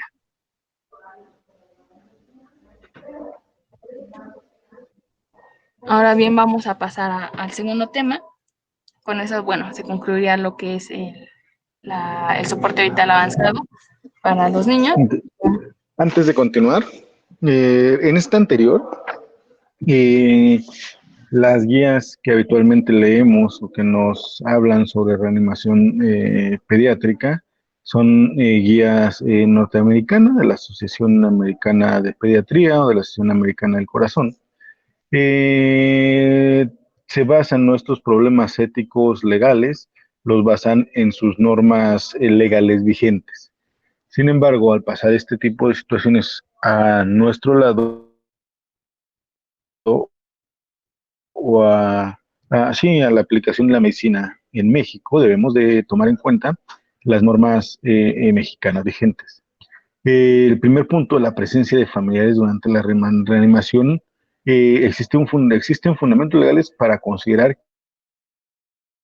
obligados a que los familiares estén dentro de una reanimación pediátrica. Es decir, nadie nos puede decir nada porque los familiares se pida que salgan de la sala en la que estamos realizando reanimación del paciente. Eso lo puede hacer algún otro personal, generalmente personal hospitalario encargado de cuidados sociales, trabajo social. Existen protocolos, todos los hospitales deberían de tener un protocolo para la reanimación del paciente en paro. Y dentro del personal que debe de acudir será el personal de trabajo social. Y el personal de trabajo social o psicología, en el caso de que exista, debe ayudarnos a retirar a los familiares del ambiente de reanimación pediátrica. ¿Por qué?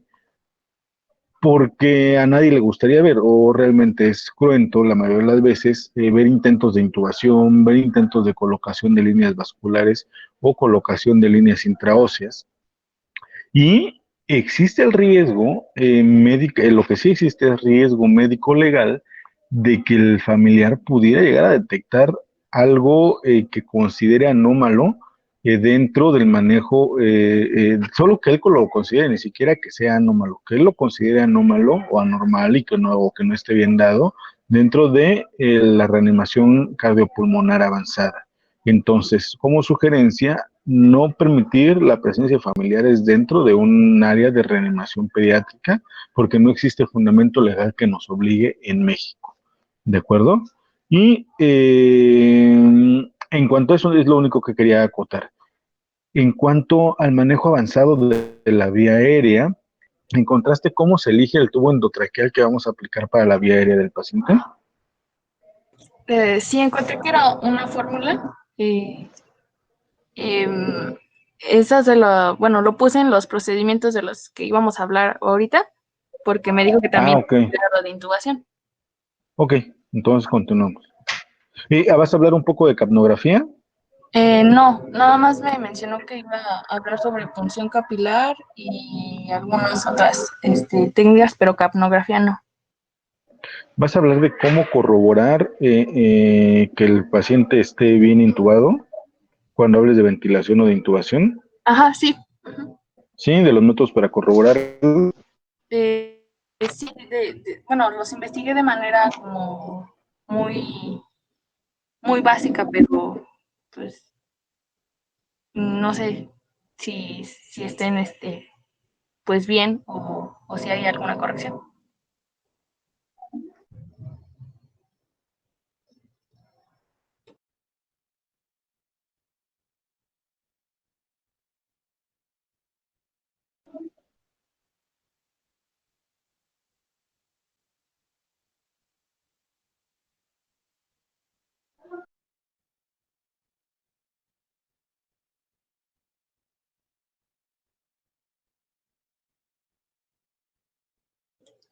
¿Continúo?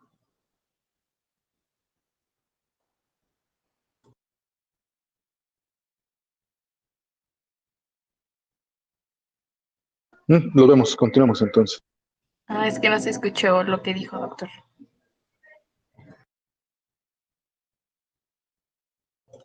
Bueno, pasando a lo que es el siguiente tema que son algunos procedimientos comunes en pediatría.